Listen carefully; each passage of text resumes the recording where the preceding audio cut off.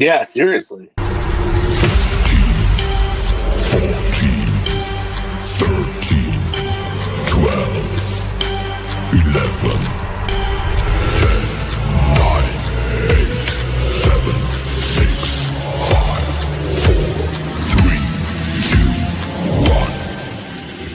0.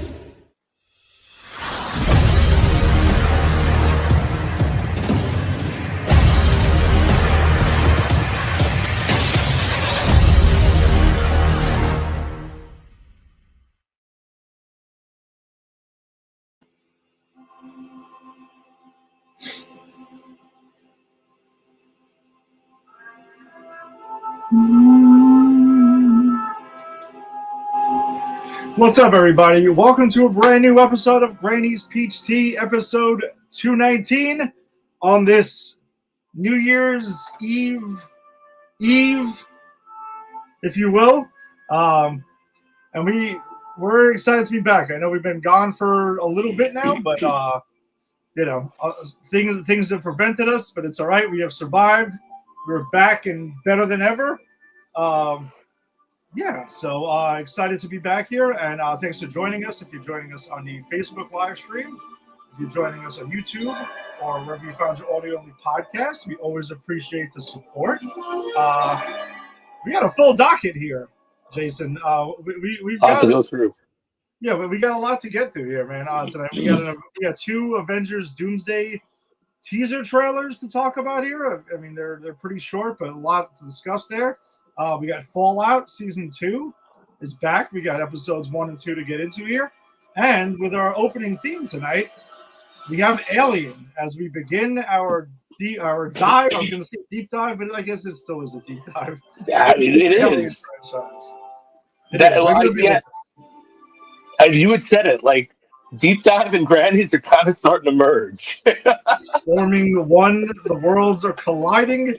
It's there. It's like the Upside Down and Hawkins are all together for our fellow Stranger Things people. That's right. Yeah. David Harbour is there yelling at you on set and being belligerent, apparently. I'm glad that was shut down, because I felt like, I don't know, whether it happened. Yeah, I don't know. It was that officially shut down? I don't know. I just heard what happened, the accusations. Yeah, I mean, it supposedly became a story, and then they all kind of shut it down, and I don't know. They said it was kind of overblown a bit, so I don't know. Whatever. He strikes me as a really good dude, so I would have been really disappointed if that was like, what happened, but I don't know. I didn't know anything about it. I just want to make the joke, because that's what I'm all about. I'm all about making the fucking joke and not giving a shit about context. Oh, yes. Context is a thing. This is post-context America, Ed. That's true. I keep forgetting that. But, I mean, I appreciate you for reeling me back in for this one. Jason, what's up, man? It's been a minute. I was sick last week and for a little bit there. But, we didn't get a chance to really chat here. A lot's happened. Christmas and other stuff and Gremlins. A lot of Gremlins, 21 and 22 Jump Street, which I did almost back to back. Oh, okay. So all right. So I've got a lot to share about things I've been watching that have nothing to do with this podcast, which is what I usually do to fill the time when Ed needs to send the podcast out. But I did something that I never do ever. I fucking binged Christmas movies this Christmas. I never do that. I hate Christmas. Wow. I am Ebenezer Scrooge. I'm the guy who's like, bah humbug. Let me keep it my own way. Stop persecuting me because I'm probably Jewish, which, I mean, in all fairness, it probably is. But that's another argument. But I watched It's a Wonderful Life. That kicked it off for me. Yeah.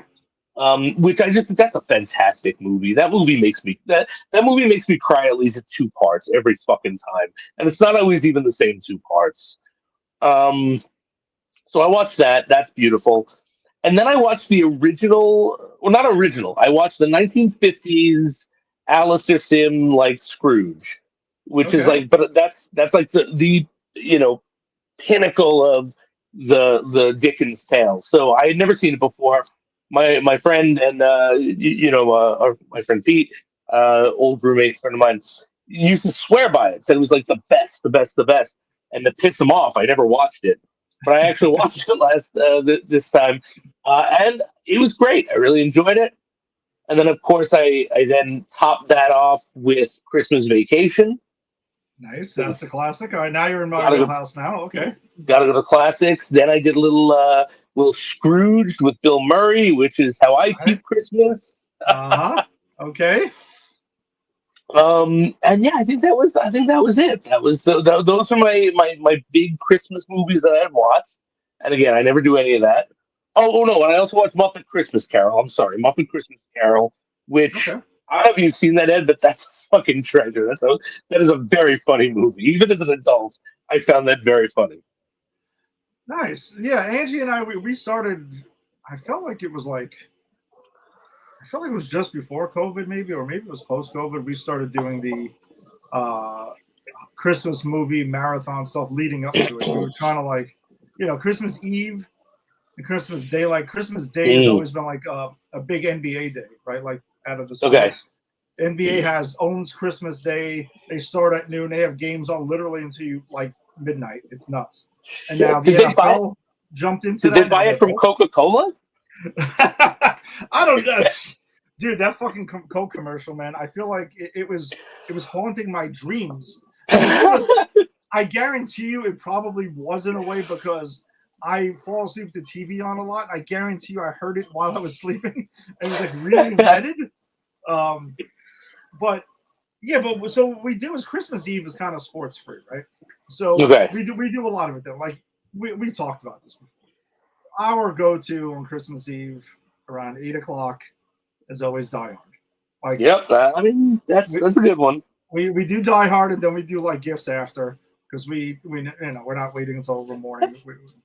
That's actually a very beautiful tradition. You guys watch Die Hard every year and then exchange gifts. I didn't know that part of it. Yes, that's our thing. We did that. Like if the day comes and we have kids and we gotta shift it to Christmas Day in the morning, then so be it.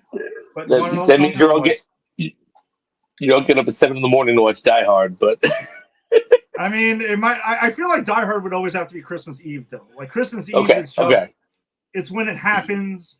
I don't know. It became a thing with me and my dad a while ago, and like it just kind of just is kept going. It's taken on a life of its own. I love it.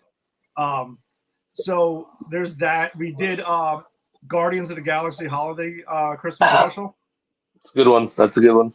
That was the lead-in, and now you know me very well. So there's another one that has to be a fixture. Is Jingle All the Way. Of course, it's Arnold.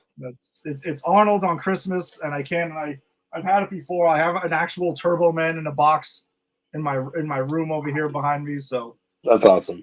Yeah, I got to do that. I saw Home Alone a couple of days earlier, and that's usually a kind of a staple, and so is Elf. But we saw them. They happened to be on TV, so we watched them. We were like, all right, well, we kind of got that in already. So we did Home Alone 2. That counts. Yeah, we did Home Alone 2 this year.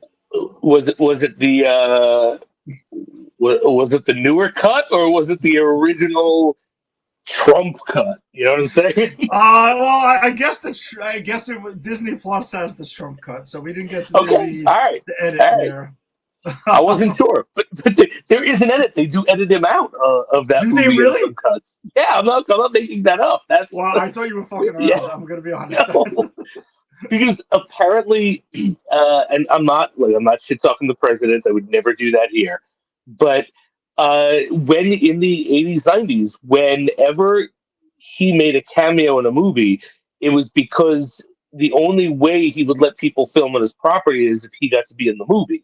So this Home Alone 2, I believe, is filmed at like Trump Tower or something, right? Yeah. That's where he runs into him. So Trump had to be in the movie. So sometimes they'd leave it in, and most of the time it would hit the editing floor because it had to say that he was filmed for the movie, not that he actually appeared in the movie, which is why it could be cut out, which is why some people actually do cut it out at this point. Wow. I did not know that.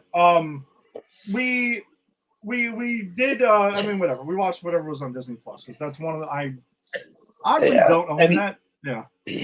Okay, and look, let's be clear. The Trump cut is fine. I think it's actually pretty funny if you can divorce him and what we know about him now and just remember the good old days where he was he owned New Jersey and he did shit like this. Like this was funny that was funny back in the day. Yeah. Um, and then since Stranger Things season 5, volume 2 dropped on Christmas night at 8 o'clock, All right. we got right in. We couldn't wait. We finished Home Alone 2 around 8. So we're like, screw it. We're gonna shift over to Stranger Things, and we did that. But then Friday in the theater, 3 o'clock, one showing. We saw Gremlins. Oh wait, you saw that in the theater? Yes, I saw that in the theater. Holy shit! That was the first day there was no Contagious, and I was like, I'm getting out of the house and I'm going to go see fucking Gremlins. I'm fucking so jealous. That's awesome. You were away. Yeah, I know. It doesn't mean I'm not jealous. No, we talked about it. We did. I just forgot because I have the memory of a fucking sieve. But no. How was it? Like, how was the experience of seeing it in the theater? It was awesome. I'm glad I got to add that to my bucket list of seeing movies, because me and you've been on this kick now for a minute, right? With all the re-releases of movies. Yep. Getting around to all the shit I didn't see. I remember seeing 2 in the theater. I didn't see 1 in the theater. Lucky son of a bitch. I never saw either of them in the theater, and I loved 2 even as a kid. And the hill I will die on is that 2 is at least in the top 5 greatest sequels of all time. All right, so you've kind of scaled that back now, so do off our group text. Here's the thing: in the group text, clearly I was being a bit funny. All right, clearly it's funny to think of the hill they're going to die on is that Gremlins 2, the new batch, is the greatest sequel of all time. When they're admitting Terminator 2 is in the mix, I mean, but however, the serious hill I would die on is that Gremlins 2, the new batch, is top 5 greatest sequels of all time. Serious. Because it just hear me out here. It completely satirizes sequels without, and this is what I think really puts it above 22 Jump Street, which I loved. I thought those movies were a lot of fun, and I especially like the ending credits I texted you about were brilliant when it was just 35 Jump Street, 47 Jump Street. That was just so fucking funny because it took you through the entire ridiculous franchise. But the one thing that Gremlins 2 has is it never nudges you and says, we're a sequel. It's just straight up making fun of sequels and trusting the audience to get that's what they're doing. And wrongly, because most people didn't get that. Yeah, I think, it's funny, looking and kind of like what we're doing tonight, right? Like we're both in our now just past the upper 40s now part, right? Oh, it's a climb. No, but it's all right. But I mean, listen, it's interesting though, watching a movie that I saw when I was 10 in Gremlins 2, and I saw Gremlins, I remember, really young, right? Oh yeah. Because back then, 80s, the things that were marketed to kids were not there wasn't a lot of thought put into it. It was like, oh, Gizmo's marketable to children, so we're going to market this as a kid's movie. Now, the experience of rewatching Gremlins and Gremlins 2, because not kids' movies. No. And the thing was, I recall that, as I got older, because I've watched them since, right? But it's been a long time, honestly, since I've watched them. And Gremlins is definitely going to be in the Christmas movie mix now again. I think it's going to be officially be a staple. 2 is not at all. But Gremlins. Well, it's not Christmas, right? No, it's not. It has nothing to do. That's the reason why. It's not that. But it's interesting though, because we saw one in the theater, and I remember thinking to myself when I left the theater, I'm like, man, I really do still love this movie. And I did as a kid, but as a kid, it was oh, Gizmo and stuff like that, and seeing the Gremlins, there was a lot of things lost on me. As a kid, as an adult though, I'm like, I found Gremlins to be really, and it's funny because we're doing like a segment on Gremlins now. I knew this was going to happen.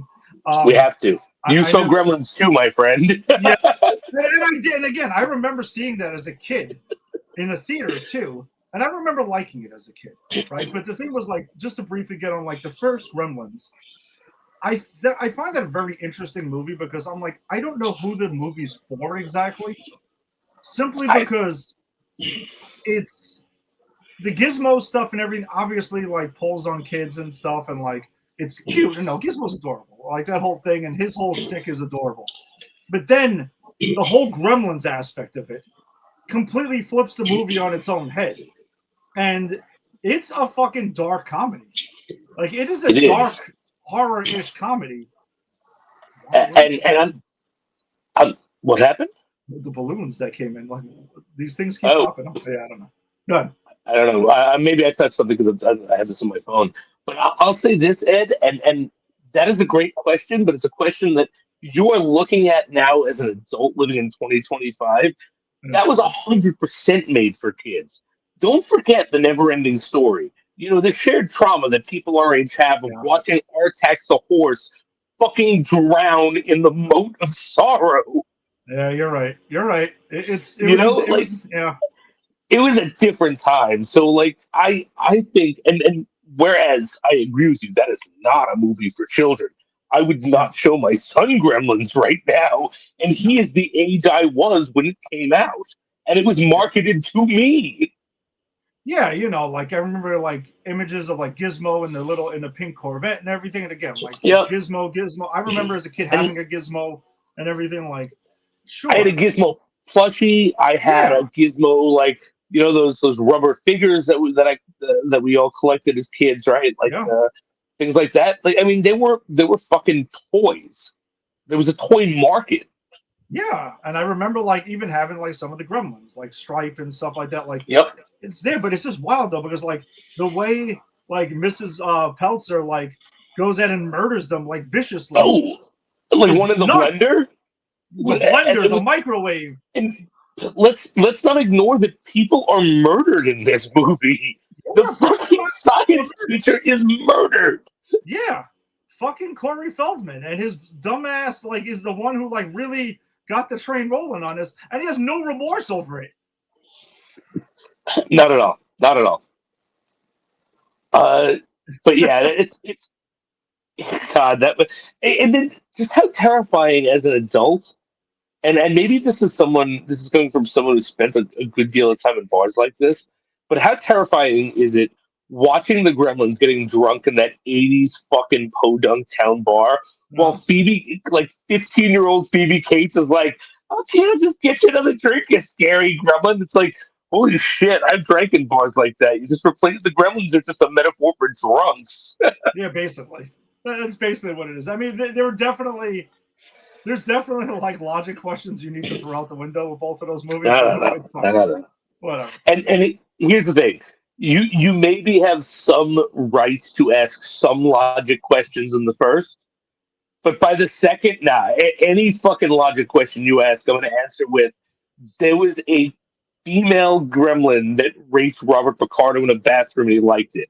And that is the only answer you're ever going to get, because if that isn't enough to break your logic spectrum, then you're watching the wrong movie. Yeah, I mean, it's to get into the second one briefly, right? Because again, I'm gonna just go. I think the first one one's better. I do. I like the first one better than the second one.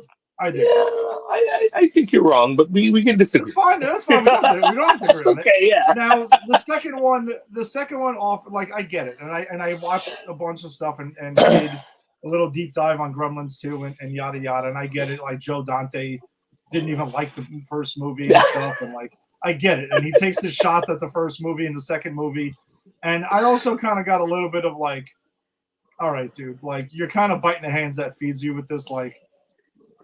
Stop, like it's and it's fine. You could have some fun with it and everything like that, and I appreciate that. And plus, I do appreciate the balls it had to kind of make that movie. Yeah, and actually, what I appreciate about Joe Dante taking that stance is he's also making fun of himself. Yeah. because like you had like that first one was Joe Dante. That was a passion project. That was something that he cared about. That was something he wanted to do, right? Mhm. And then that second one he didn't really want to do, so he's like, "All right, fine. You want a fucking sequel? You want to pay me to do a sequel? I'm gonna shit all over sequels and make fun of everything." And the fact that he has Leonard Maltin, uh, literally reading the review he wrote in genuine, like as a genuine critique of the first one, reading it on his show, and then getting murdered by the Gremlins. It's like, come on, Joe Dante is even fucking. He's picking a fight with himself at this point as well. No, and that's the thing. I do appreciate the parody that Gremlins 2 is, and it's taking its own Yeah. shots. And the thing is, I do like the movie. Don't get me wrong. And Okay. All right. I still love. No, I didn't dislike it. Angie disliked it. She thought it went That's too. fair. She thought, and I can see that. Like, she also doesn't like Airplane. She doesn't like Naked Yeah. Gun, and so she does That's not not into her. It's not her parodies. thing. Yeah. Yeah. Now, if anyone's watched the show, they'll know like we love that kind of shit. So I appreciate it for what it is. I just give the edge to the first one just because it is the first one. There's a lot of stuff in there. The second one, I also give it a lot of credit for what it is. It is a completely bonkers movie. It's a very weird movie. On top of that, like you had mentioned, the whole female gremlin thing at the end. If that's how you choose to end your movie, Yeah, you end the movie. You end the movie with a female gremlin raping Robert Picardo. and he kind of is And he's into it. into it. And he's into it. Yeah, Um, I but, did but like. also, like, Uh, yeah, go ahead, no, please. and the thing was, I told Angie going into the second one, I was like, the second one has a lot of more like I do like the idea that the gremlins, even though there is 8,000 of them, and some of them are really super random, and the ones who they introduce the splicing thing and stuff like that, and like Yeah. they do explain how it happens, and I get it where they're all drinking from tubes and they all start mutating, and it's pretty interesting actually. And I'm glad the electric gremlin pays off at the end. Yep. Yeah. It's Um, Chekhov's electric gremlin. yeah, and that's why I didn't even, and I just discovered that Key and Peele sketch. Oh, God. You. So I was cracking up when I saw favorites. that. Yeah. And it's so true. It's so random. Like, uh, and we all right. Yeah, I know we're spending a lot of time on Gremlins too, but I apologize. Come on, when are we going to get to talk about this? It's never when, going to happen otherwise. So we just did. when Tony Randall starts talking as the brain, which is my favorite Gremlin? That's fucking hysterical. The fact that you get the plant, everyone forgets the salad Gremlin. The plant Gremlin. Yes. It's This movie. anything. This movie has Christopher Lee in it. Christopher fucking Lee is in this movie. Hulk Hogan is in this movie. Hulk Hogan is in this movie. The twins from Terminator 2 are in this movie. Yeah. Yep. It's a wild, crazy movie. But I will say this though. I'm gonna and we'll wrap up on Gremlins on this part. All right. Because the thing is, like, we talked about this just over the last 2 months. They officially announced Gremlins 3 is actually happening. Yes. Joe Dante apparently has nothing to do with it. But I'm going to be honest with you, though. I actually think that's for the better. Only because, like, if he didn't want to do the second one, and he didn't want to do it, then, he already did his satire on sequels and even on this becoming a franchise. I just don't know what else more he has to do with it. See, I kind of figured that he has a whole new world to satirize of the reboots and the legacy sequels and getting. But is it still Gremlins at this point, or are we kind of just getting Joe Dante's commentary on Hollywood? Well, but is it going to be Gremlins without him, or are we just getting a carbon copy of the first one that's actually satirized for kids? Well, I think from what I saw, Chris Columbus is supposed to be directing it. Who wrote who was a Okay. writer on the first two movies. Yeah. Okay. He That, wrote the that gives first me a little movie. hope. Yeah, and he became a director since then. So like he did Home Alone 1 and 2. It all ties in somehow. He's he did the first Harry Potter movie. He has a huge like thing, like he has a huge resume at this point. So him coming back to like direct the third one and kind of make it more. I am very curious to know what this movie is going to be. I'm kind of fascinated by what the hell it's even going to be. Same. I'm not writing it off either way. I'm just no. Yeah, I'm really fascinated by what it's going to be, but because of what Joe Dante did with the new batch, I'm kind of like, all right, maybe he's kind of like, again, if you kind of like, if that's what we got, you didn't want to do it anyway. I just don't know where you would go instead of, again, like your idea of like, are we turning Gremlins into just Joe Dante taking parody shots at Hollywood going forward, or are we going to try to find something? I wanted it to be something different, something new. Yeah, and I think it also tracks because I prefer the second one, you prefer the first one, and we're both literally saying like you're saying you kind of wanted to return more to the first or try to take another wild shot, and I'm saying I wanted to return more to the second or take a wild shot.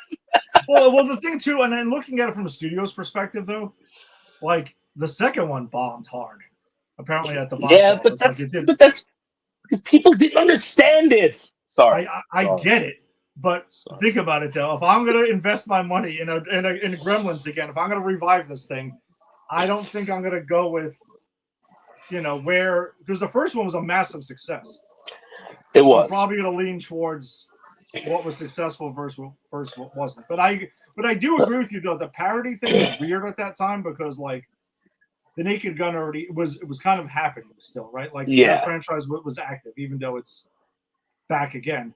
And remember the Last Action Hero, which we both love, was Arnold self-parodying himself, and that thing bombed too. And I say that Last Action Hero and Gremlins 2 they're so akin to each other, and I think part of it is the fact that people were just not ready for it. They weren't ready for self-parody. Yes, no, that's exactly it. That's exactly it. Because I'm sure there were people who saw Gremlins 2 and went, "You're making fun of a movie I liked, and this is supposed to be the sequel to that movie. I don't get it." And now I think we're at a part like all we do is nostalgia and parody at this point, right? We don't even create new things. So I think now it's kind of like, oh shit, we need a nostalgia parody. So now I think if Gremlins 2 came out today, I think it would kill. That's all I'm saying. I know. I don't disagree with you on that, though. I think it would be received very differently. I think so. But I'm really fascinated about to see where the third one is because they must have something good. And I also kind of forgot that there's an animated series on HBO Max called Gremlins: Secrets of the Mogwai that has 2 seasons. Really? Yeah, and Joe Dante apparently is a consultant on that. All right, here's the real question, Ed, and then we have to move into the actual stuff. But here's the real question: have the Gremlins or the Mogwai ever appeared in a comic book? I mean, I would imagine they had to at some point. Because I think it then gives us free reign to decide if we want to go back and cover these movies. Because clearly we have a lot to say about it, and if there's new content coming out. So, I would say loosely. I actually just Googled Gremlins comic book. I mean, it's loose. We didn't get like Batman versus the Gremlins versus Ash versus the Predator in a comic book ever. Yeah, what? I mean, probably. Yeah, it's probably.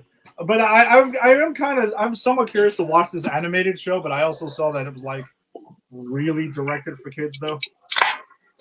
Okay. And it's kind of about the origins of the Mogwai. It's set in the 20s, and it's about really the origins of the Mogwai, which I'm going to be honest, I'm actually kind of interested in. Because we don't get a lot of information about that. We don't, and the fact that it's in the 20s really is I'm interested in.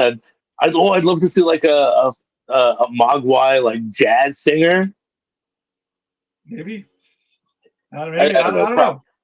Probably not, but I would love to see that. Or a Mogwai bartender in a speakeasy, and you're not supposed to get them wet, but if you get them wet with booze, you just get like drunk Mogwai, which are even worse when they turn into gremlins because they're drunk gremlins.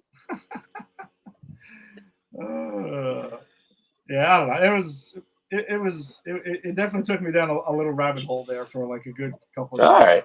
for sure. I'm glad you enjoyed it. I'm glad that we got to talk about it. I clearly a lot. I love the original too, but Yeah. Gremlins 2, I also got to say this, was on pay per view during that magical time where my Yep. family was stealing cable in the 90s. Likewise. Likewise. So I have seen that movie literally 100 times. And seriously, Ed, if you just showed up at my house right now and went, hey, I got a 6 pack. You want to watch Gremlins 2? I'd be like, it's fucking in the DVD already. Let's go, brother. Let's go. Oh man. Yeah. No, it was fun. Angie's reaction to it was really funny too, because she's like, "This is so stupid." She's not wrong. The spider one messed her up because she's scared of spiders. Oh no! As soon as she saw him drinking the thing, she's like, "Nope, nope." Come on, she didn't laugh when Gizmo was gearing up, quoting Rambo. Oh, Survive war, you got to become war. Oh, listen, when he was watching it in the opening scene and he's watching Rambo, I nudged her. I'm like, that's going to be important later. Oh shit, dude! I don't know if I've told you this, but I own the novelization, like one of the original novelizations of Gremlins 2, The New Batch. Really? Someone gave it to me as a gift because they know how much I loved it. And when I briefly had a podcast many years ago, which was called Movies on Trial, where we would put movies on trial that were either beloved and we thought shouldn't have been, or hated we thought shouldn't have been. It was a courtroom setting, and so we would all swear in physically on my copy of Gremlins 2, The New Batch. And that would be one of the ones that definitely fits the bill for sure. Absolutely. I would defend that movie any day of the week. All right, so thank you for the Gremlin stuff. I'm if sometimes impromptu segments happen and they're fucking awesome. So, yes, and look, if you're listening to this in the future and you're just trying to skip ahead until these two idiots start talking about Fallout, then you have hit the point right now. Or not just yet, because we do have 2 trailers. Well, the trailers are starting. The trailers are starting for our little show here. All right, so apparently one of the biggest things going around right now is the leaking of the Avengers Doomsday teaser trailers that have been attached to Avatar Fire and Ash. Cross marketing campaign by Disney. Basically, the plan supposedly is that there are going to be 4 teaser trailers, 1 each week, attached to Avatar. Avengers. Again, we call it what it is. Jason and I have enjoyed the last couple of phases. We do agree that the consistency of the MCU is not quite what it was, but still more good than bad. But then you have an Avengers movie coming out, which Marvel has invested a stupid amount of money in, and Disney has as well. They want to get back into good graces of everybody. This is the one that's going to kind of bring everyone together again, and they're sparing no expense. They're starting to market this movie a year out in front of another movie that is supposed to do big bucks. So I can see the logic of Disney saying, "Hey, we need to get this in front of eyeballs, everyone's eyeballs," and Avatar being like, "All right, Avengers crowd come in and stuff like that, cross promotion." I totally understand.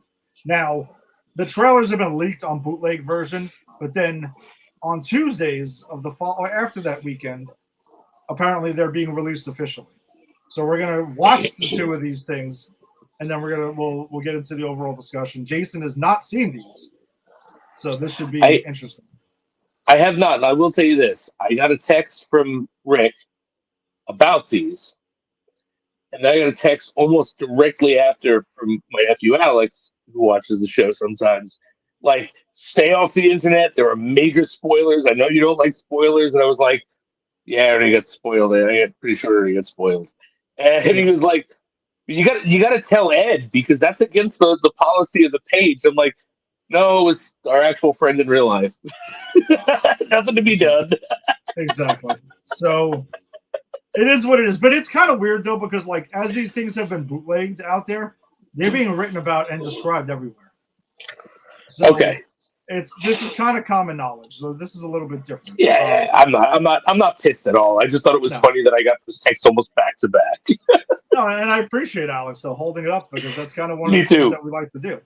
All right, so here is the first one that dropped about 2 weeks ago. So let's watch this one together.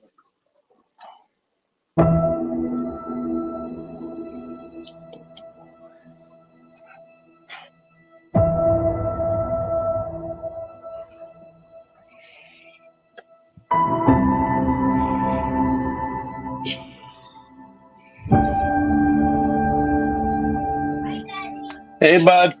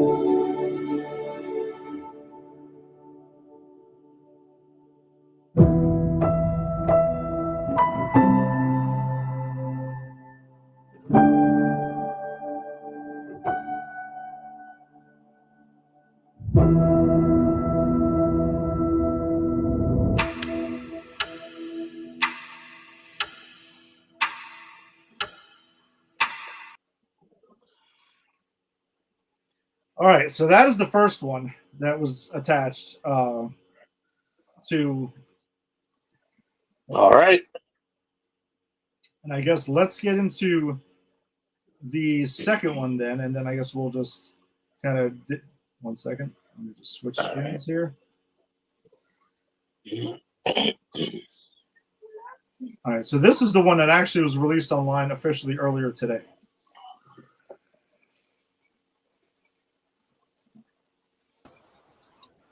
All my life, See it. I have answered every call to honor, duty, to war. But now fate has given me something I never sought.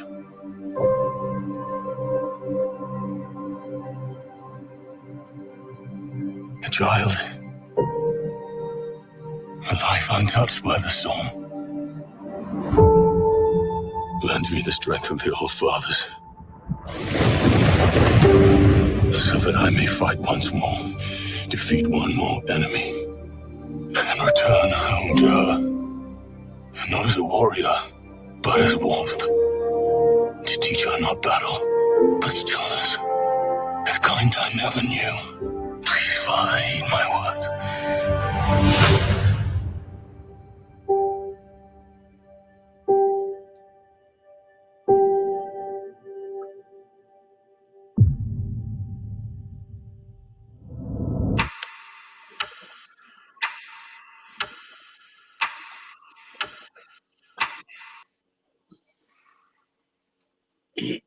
All right. So, your thoughts now that we've, it's not speculation. It's kind of funny though, because like our first episode, when we did our news thing, we talked about Chris Evans returning to the MCU, and Yeah. it's actually happening now. Yeah. Officially happening. Yeah.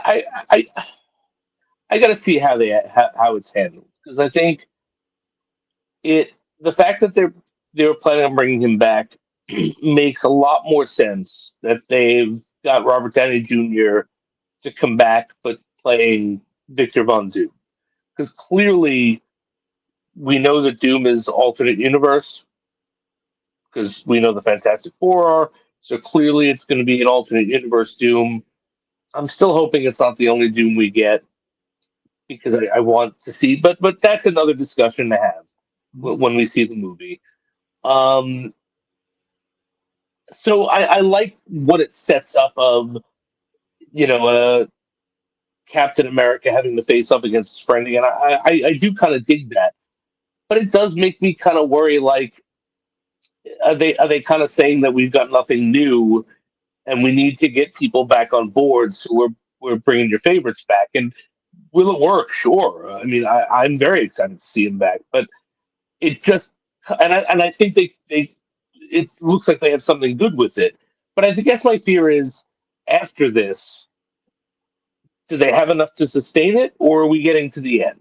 You know what I mean? I will say that number one, first off, number one, I'm very excited that Chris Evans is actually coming back. Of course. I kind of always we discussed this, right? Because we even said like the story's been out there for a while. Apparently, it was correct many years later. And I do notice it says Steve Rogers will return in Avengers Doomsday. True. I do Very not true. think he's coming back to be, and I think that the symbolism of him folding away and putting away the Captain America outfit, he's not coming back to take the shield from Sam. I agree. I think he's just coming to be Steve Rogers. Okay. From what I understand, and the rumors have been that apparently, and I think we talked about this last time, the rumors are going to be that Doctor Doom's whole thing about wanting to save the multiverse has a lot to do with what Steve's choice at the end Right. of Endgame. So bringing him And back I think that's makes cool. sense. Yes, I think that's very cool. And there are new heroes confirmed that we've gotten in the last couple. So I do think that that's interesting. My guess is the long game here is that Chris Evans is back for these two Avengers movies and nothing more. Same thing with Robert Downey Jr. I think they're just back for these Avengers movies, and they're going to try to kind of like pass the torch again because they do. The MCU, I guess, in some way might be acknowledging that they kind of fumbled the handoff the first time. So let's execute it correctly this time. And that's fine. And also, again, if you have an interesting story to tell with this, and it looks like they really do, I agree. It does. I'm all for it. And I don't want him. And I actually don't want him coming back to be Captain America. Him seeing Sam with the shield and maybe like kind of open to like co-sign the audience onto this. Like, yeah, I think that would that's be cool. nice. I think it's a smart move. Yeah. And I'll be honest, if that's what they're doing with this, if this is just a, hey, we kind of fucked up the handoff, so we're going to give you an interesting story that gives you that handoff done properly, then I'm all for it. Yeah. And that's what I think. I'm just more afraid that this is kind of like them going, we don't know how to get back on track, so let's get the band back together. You know what I mean? And I hope it's not that, and it doesn't even look like it's that. But I can't say it's not a fear because the MCU's been going on a while, and sometimes things just can't be sustained. I mean, well, no, nothing is sustainable forever. I guess that's it. I mean, I also think both can be true, and I'm actually okay with it. Like, it's fine. I do think these trailers and the marketing this early and the way they're marketing it, I do think it is like, hey, we need to get the entire audience back on board again. Right. And that's why it's like we're going to lead off with Steve Rogers. Thor never went away, but it was also like, hey, serious Thor will return in Avengers Doomsday. Like, hey, we're going to acknowledge some people didn't really, and Chris Hemsworth has even admitted himself that maybe they went too far with Love and Thunder. And it's fine. We're not going to erase the events of it and pretend it didn't happen, right? Because love is in this. And that's what he's got now to lose. Because Thor is a character who's been put through the ringer more than anyone, arguably in the entire MCU. I mean, the dude has really lost every single thing. Yeah. And remember, he doesn't know Loki is God Loki now. He doesn't know anything about this. No, and actually, because that's not the Loki he knows. His brother Loki that he knows was murdered right in front of him. That's a variant Loki. Yeah, and I think there's a lot of interesting elements. There's a lot to do here, and I do think that bringing Steve back and having this go from there is also addressing a kind of a big deal that a lot of MCU fans have wanted addressed for some time now. Was like he kind of broke the rules that we were told not to break. We were all kind of like, all right, well, Steve did a lot to earn this, but there still has to be consequences. Yeah, and I think that if they are revisiting that, I think that's pretty awesome. That is, And I can't imagine any other way. I will think like I will have so much respect for no matter how it ends up. I will have so much respect for the franchise if they decide to go take the stand that I'm sorry, Steve, you can't do this. Yeah, I think that's what it's going to be. I think Steve has to join the fight again. I mean, that's taking away his happy ending while also not reintroducing him into the franchise permanently. If they do that, I will be sitting here going, I can't believe they did that. That's what I'm thinking is happening. What a ballsy move. That's what I think is happening, and I think I do think him, and I'm sure the explanation, because the Russo brothers have stood by and said, you will see there is a story reason why Robert Downey Jr., like Tony Stark, resembles Victor Von Doom and everything like that. So I will trust in them. Again, we both know that they have never missed in the MCU. Yeah, you're right. I mean, the Russo brothers at the helm, if they missed, it should be their first one. Yeah, and I just don't think so. Now, both of these trailers have gotten me super excited for the movie. Obviously, not that I needed a lot of push. Right. But both of them kind of gave me goosebumps every time I watched it. Like, started getting that warm, fuzzy MCU feeling again. Yeah. It's pretty nice. And I think there's something interesting because we saw Steve Rogers with a child, right? In that first one.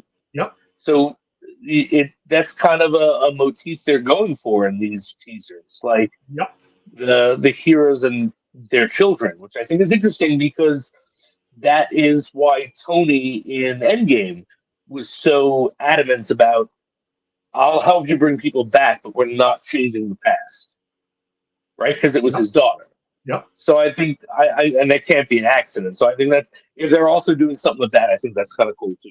Well, also, let's not forget the post-credit scene of Fantastic Four First Steps when Doom shows up for Franklin Richards. So there's definitely something going on with the children here of these heroes that Doom wants them for whatever reason. You're right. You're right. So yeah, this could be really cool.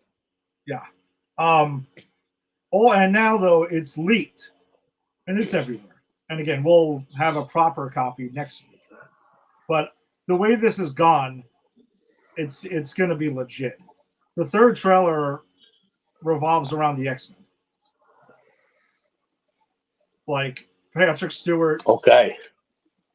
Ian McKellen. Oh. Wait, they're bringing them back? Yep. Wow, okay. Yeah. James Marsden is Cyclops in it, and he has his X-Men 97 gear on. That's pretty awesome. Okay. Oh, and I guess this is paying off when we see Kelsey Grammer's Beast, right? From the Marvels? Okay. Yeah. I think this is all, and he's in it too. Kelsey Grammer has been confirmed for Avengers Doomsday, so is Rebecca Romijn. One person who has not been confirmed officially, and I can't see how he's not in it, is Hugh Jackman. They're not going to tell us that until Hugh Jackman appears on screen. Yeah, I don't see any way they bring all of them back without him. Alan Cumming's also going to be in that movie, right? They got him back as Nightcrawler. Yeah. I'll be honest, I'm very excited about that. And not that the other stuff isn't exciting, but he was the perfect Nightcrawler, and we only got one movie with him. Yeah. It's kind of in a way where it seems like the MCU is kind of giving us some of the things from that Fox X-Men era that we've never got. Like Cyclops seems like he's not going to be done dirty this time. I'm excited to see what they do with the X-Men, to be honest. And to be honest, even if it sucks, I'm still going to like it because the X-Men is my favorite team of all time. Yeah, I mean, come on. It's got the X-Men. It's got Doctor Doom.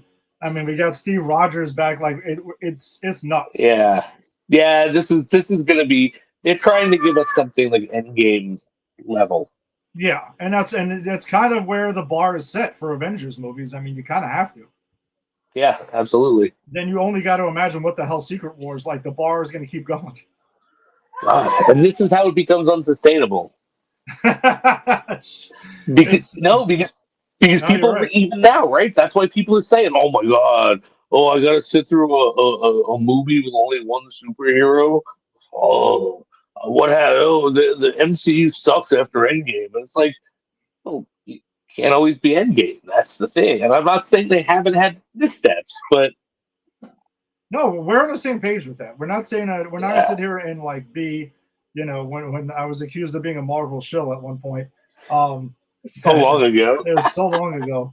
Um, but it's not that there hasn't been missteps, but I just think some of the missteps have been a little overblown, and Yeah, um, yeah, it's not as consistent as it once was. The shows also have been hit and miss too, but some don't want to acknowledge the hits, and only acknowledge the misses, and that's also unfair as well. absolutely. So I don't know, man. I'm psyched. Next week we'll talk about the X-Men. We'll watch the X-Men trailer. I can't wait to see All your right. reaction for that because I'm excited for that. the only thing for me missing from that trailer is I might as well just cue the fucking music for X-Men '97 because that's what it looks like. That's all I needed. It's wild. And then we were supposed to get a full Avengers Doomsday trailer for the Super Bowl. Like that's where this is Okay. supposed to all be kind of like leading up to. So yeah. And the fourth one is rumored to be revolving around Doctor Doom. Okay. I mean, I love that.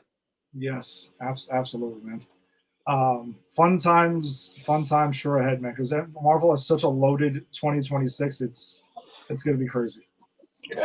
Well, we got a busy schedule ahead of us, my friend. Yeah, no, we sure do. All right, so let's shift gears then to Fallout Season 2, Episodes 1 and 2, which have dropped on Amazon Prime Video. Both available now. Episode 3 will be out actually tomorrow. Episode 3. Oh yeah, you're right. So, Jason, your thoughts? I mean, I'm hyped. The show's back. I'm glad. I've been entertained. What do you think? Oh, I'm all in. Okay. I'm all in. I was all in from the very first opening shot of the first episode of the dinosaur. You know what I'm talking about? Uh-huh. That is from the game. Okay. And before they mentioned, and I'm sure you've heard this, they're talking about the new California Republic. They're talking about New Vegas, right? Mm-hmm. These are all from one of the games called New Vegas.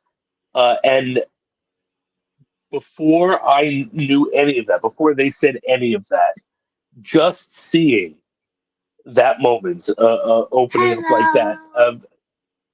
My son says hello. Just seeing the moment of them opening up with that dinosaur, I was like, oh, we're in New Vegas now. So as a fan of the game, yeah, I am adoring this. I'm curious what you're thinking as someone, because I've seen things and I'm going, oh my god, it's the game. Oh my god, it's that part of the game. Oh, I know. Oh, that's going to be this person. Like I'm Charlie Day with the board behind me. So of course I'm loving it, but you're someone who is just watching it as a show. So what were your thoughts? I think the whole thing is pretty wild. I mean, obviously New Vegas, I don't know. I mean, all I know is what the show tells you. So, I mean, it seems pretty crazy. I'm sure there's going to be some insane things we're going to walk into in New Vegas. The devices that control people, that's pretty sick. Wild. Yep. Yeah, that seems like that's going to definitely cause some major havoc, even though it already has some wild shit going on. I am also pretty interested in seeing the relationship with Lucy and Nagul continue because I know we're going to see a lot like their relationship was obviously kept going, and it's still pretty rocky at best. I would say, and even in Yeah, at best. the first scene we get with them together, when they're pulling this thing, and she's supposed to be shooting the fucking rope, and she's Yep. dicking around, and he's like, "Listen, I need you to get me the fuck down from here. Let's go." Just shoot the rope. He's like, well, hey guys, we were just gonna scam you, but and then kill you. But then I really prefer not to. But we need the money, so could you just let him down? And he's like, just fucking get the rope. Yeah. It's such a good scene. Yeah, and their relationship is in this like fucked up buddy cop situation it's awesome. It's probably one of my favorite things on the show is those two. But the whole thing with the Knights, and is more in episode 2, I think was also pretty damn interesting too. That they have some like civil war going on that's kind of brewing there. Yeah, I thought that was super cool. And then they mentioned the Commonwealth. So for people who follow the games, that's Fallout 4. The Commonwealth is Boston. Okay. And so that's my favorite of the Fallout games thus far. So it was good to see the Commonwealth represented. But so let's go through it. So we have a couple of. I think we'll do it character by character and just go through their character arcs. Okay. Since we're doing 2 episodes, we'll start with Lucy and the Ghoul because I think that's the main one. That's the thing, the meat and potatoes.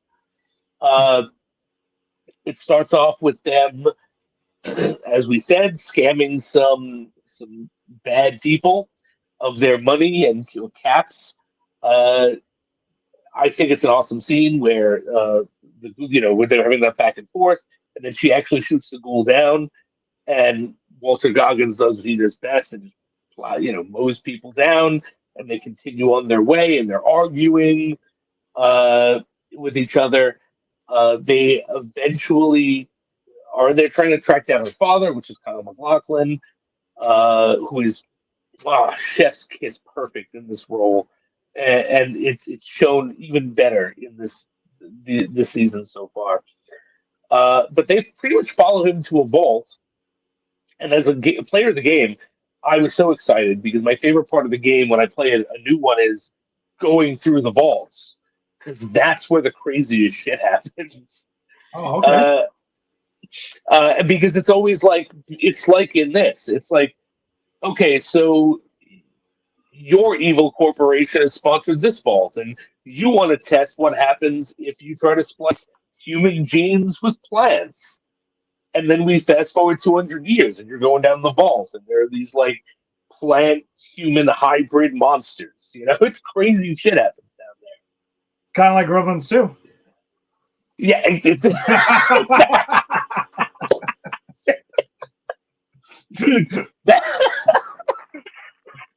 perfect. So they go down. They find out that Kyle MacLachlan was in fact there, which is Lucy's dad, and he has these boxes or these chips which implant on people's skulls, or the base of their skull, and it allows people to control them. He took all this technology and set up one of them to just be like, "Hey, Lucy, hello, this is creepy." We get the flashback with one of the Vault Tech people who was inventing this stuff. When he has this really awesome, he picks a fight in a bar. Yeah. And the guy who is the owner of Robco, that's also a guy who I believe is the New Vegas antagonist in the game, which is who he's standing up for. And then he gets the guy outside, puts the thing on his back, and has him kill his friends and blows his head up. That was a really fucked up scene, by the way. Like, really, really fucked up. It was brutal. Please.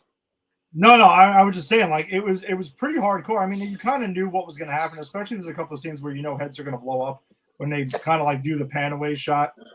And I believe that happens in that scene where we get an exploding head. Yes. And I'm trying to find what the hell's the actor's name that plays this character. That I'm sure you know probably who he is. Like you said, he's probably going to be the new Vegas antagonist. I can't get past this damn. Yeah, I don't know. I'm not sure what the actor's name is. Here we go. So I'm limited on my computer a lot of times because I have an old Mac. And it just, the security thing kind of like blocks almost everything from it. All right, I'll see if I can put it up my computer. Two old men trying to use computers tonight on Granny's. I just need to give in already and cut the bullshit and just go ahead and just get the damn new computer and stop with this crap. That's all right.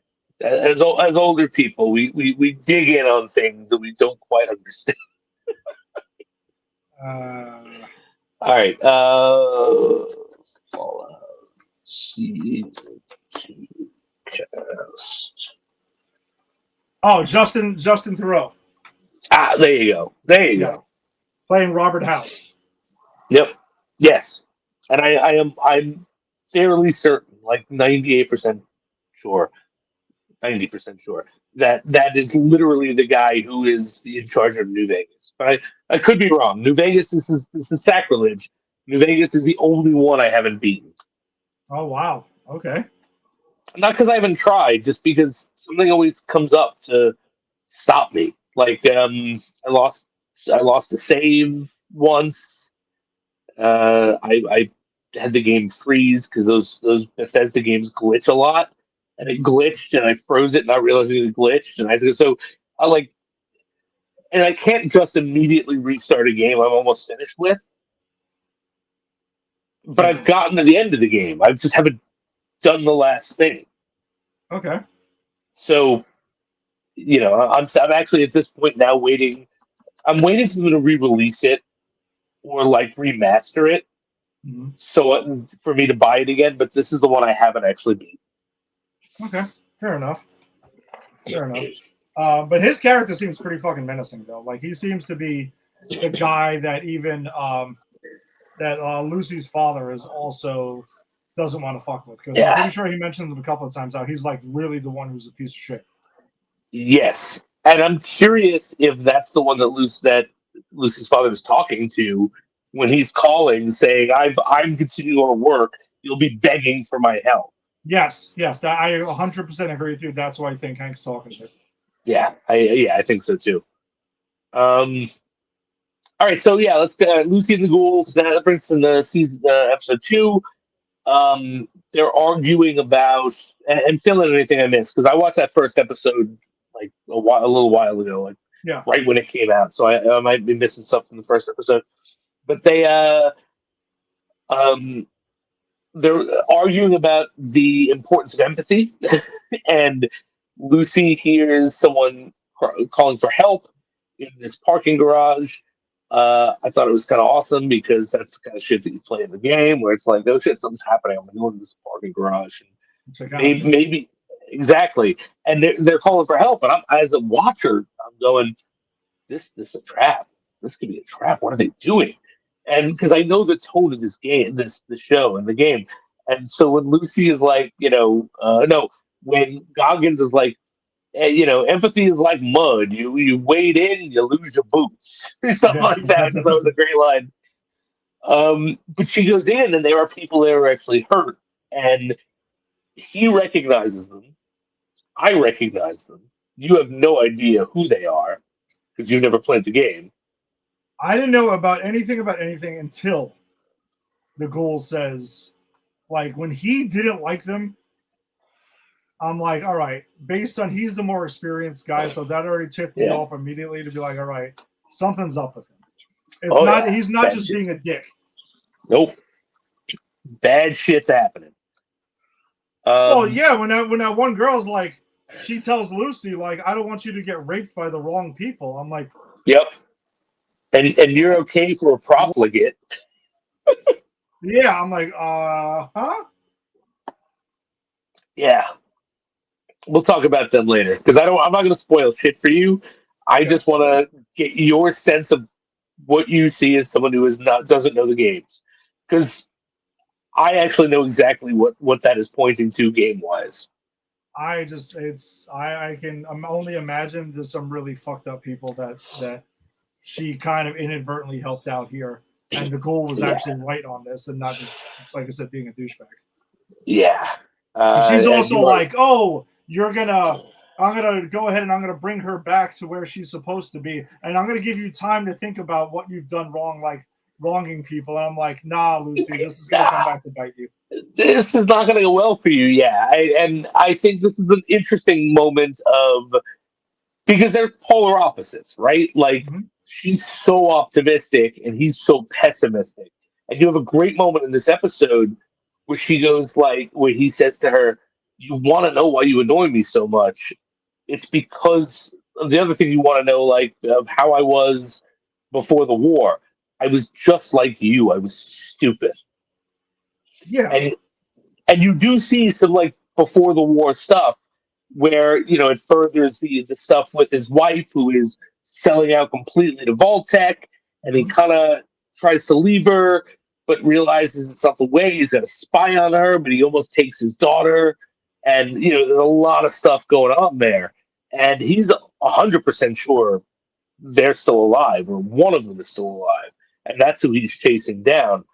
um, but yeah, but so we all right. So we get to the she saves them, and then we get uh these rad scorpions. They're called. What did you think of the rad scorpions, Ed? Uh they look menacing. They They're look fucking absolutely scary. menacing. Yeah, no, they are. They look pretty fucking scary, honestly. I also kind of got I also that kind of made me think too. Like I do have to remind myself this is based on a game because I try not to think about that because I don't want to be like, oh, in my mind, oh, this is a part where something in the game must have happened, something like Right. that.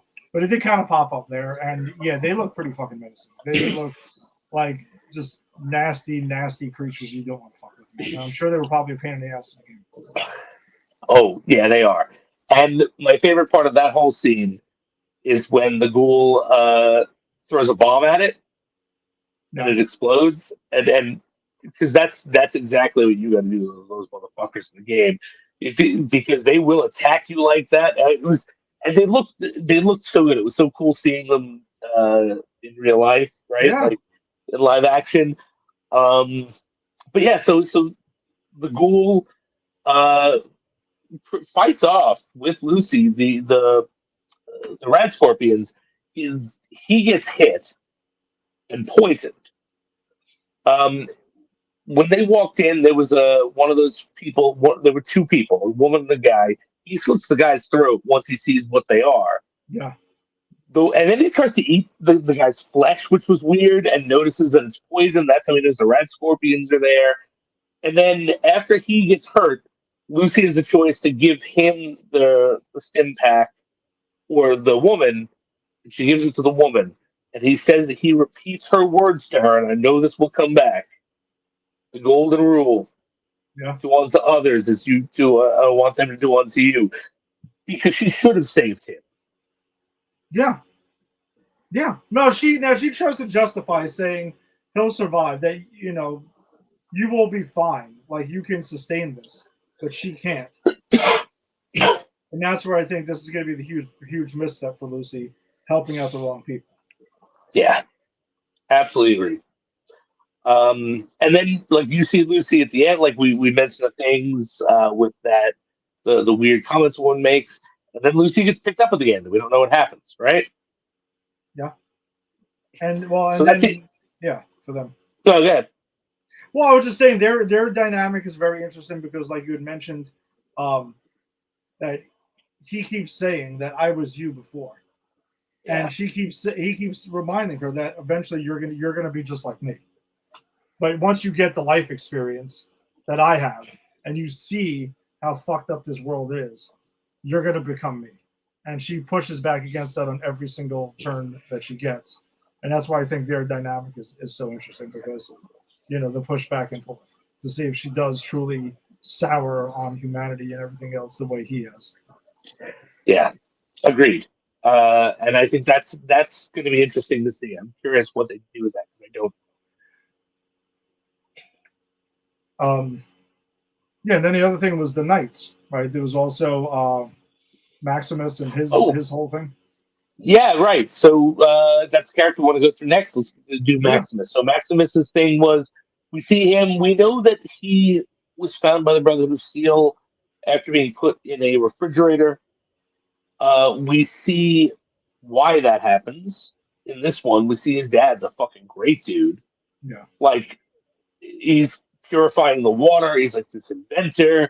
He reminds me a lot of the Fastos from the Marvel movie. The why am I blanking on it? Which one? Fastos from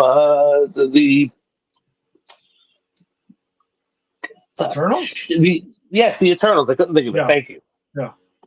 Because he was like the guy who's like family man in charge of making sure all the technology works. Mm-hmm. We see someone walking in with, and we find out later they've got a chip on the back of their neck, Mm-hmm. and they're walking in with this I don't know, a card or something. And when the guy drops, they go to see what's wrong with him. They take the card off, and there's a fucking nuclear bomb. And the dad is like, "Get home, everyone, get out of here!" And he disables it, but it doesn't disable it. And they go back, and he puts his kid in the fridge, so you know that that's Maximus. And the last thing he says to his son is, "Just leave the world a better place than you found it." Yeah. And the last thing he says to his wife, this is heartbreaking, is, "We raised him. We did what we." Yeah, no, that was a pretty sad scene that we got there. Yeah, and no, go to. And then you then get the flip side of that with Hank, and I think Hank will be the one we do next. You see Hank with his Pip Boy, like playing around with something, and you hear Lucy as a child in the background, and he's the one who did it because we find out he's the one who blew up the New California Republic and left it a wasteland. And so, literally, he is the reason that Maximus has lost his parents. Yeah, and I would only imagine that's going to come back around, for them to have to deal with that stuff, and he's going to lose his shit when he finds out that he was behind it, and Lucy will be involved in it because she's been name dropped of someone that he has feelings for and stuff like that. At this point too, so you see all the web being weaved for all of this shit. Yeah, absolutely. And so he is working as the right hand man of Quintus, who is attempting a coup on the Brotherhood of Steel. He's talking about the different factions have the fact they all have equal power makes them kind of like gangs. We need now that he's used Maximus to get his this coolant thing that will allow him to make more bombs, right? And which goes along with what it says: war never changes. Mm-hmm. And he brings 3 of the 4 factions together to have this conversation, and shows them these bombs, and they all hate each other at first, and then they're all arguing, and then he shows them these bombs, and they're like, "Oh, okay, wow, how many of these can you make?" And then at the end, as I said, the Commonwealth come in, and you see a lot of Maximus, like taking grenades away from people. Yeah, which is going to come. That's got to come in. He's loading at some up. point. Yeah, like people keep playing with grenades, and I think he's playing an end game here. I don't think he's really bought into this. No, I don't think he has. I do think he is still living up to like the whole Maximus thing, right? Because when we've seen him, we catch up with him. He is, doing whatever he's got to do for the Brotherhood, and he is Maximus. Like people look at him as a hero and all this other stuff like that. Like he's kind of taken up that mantle that's gone there, except for that one person that knows. Like he's kind of she knows everything about him. She knows what happened. She knows how he kind of like took the shortcut and went from Squire to to Maximus here. So I'm curious to know like when that bag is going to be unleashed as well, and like he's going to be found out. And I think that's Yeah. weighing on him also. Oh, for sure. And I think you see that when he fights the guy who, like, the fucking brolic guy, the Yes. swole guy, as the kids would say. Yeah. When he is fighting him, you see him not wanting to do that, not thinking he can do it, but he gets the better of the guy. Like, I think he's kind of starting to prove even to himself that, yeah, maybe he does deserve this. Because he fucking murders that guy straight up No, he with does. his own And knife. yeah. So I mean, yeah, I think that his whole spiel will come back to bite him in the ass eventually. But I'm curious to know like how when that comes out, where he's at that point. Like if some people are kind of like, all right, whatever, he's already earned it, so it's not really that big a deal. I don't know. I don't know I don't where know. that one's going to play out. And that's the beauty of the shows. I don't know where any of this is going. And I play the games. I Yeah. still don't know where this is going. So, but yeah, but did we miss anything on his? That's pretty much his Yeah. arc, right?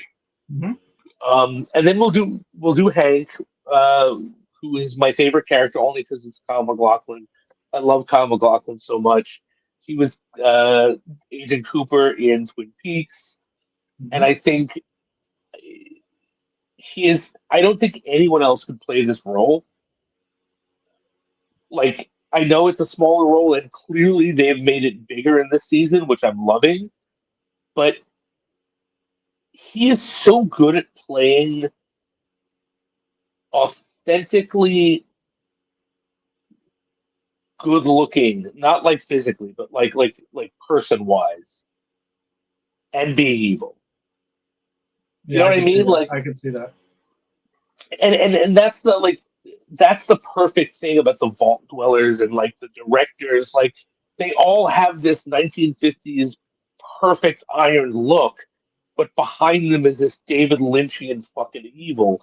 And so, who better than to cast than Kyle MacLachlan, who did that for David Lynch multiple times? Yeah. Yeah. He is Because the perfect casting.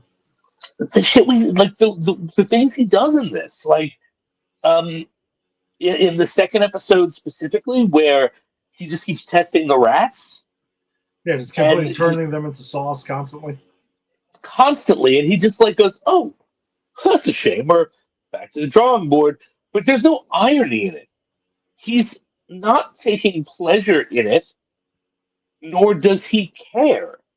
No. And this gosh golly gee reaction every time it happens, even when it happens to the man at the end, that he's unfrozen. Uh-huh. There's no irony in that gosh golly gee reaction. It's literally just like, well, back to the old drawing board of evil. Yeah, we'll figure this out one sooner or later. Just keep Right. going at it.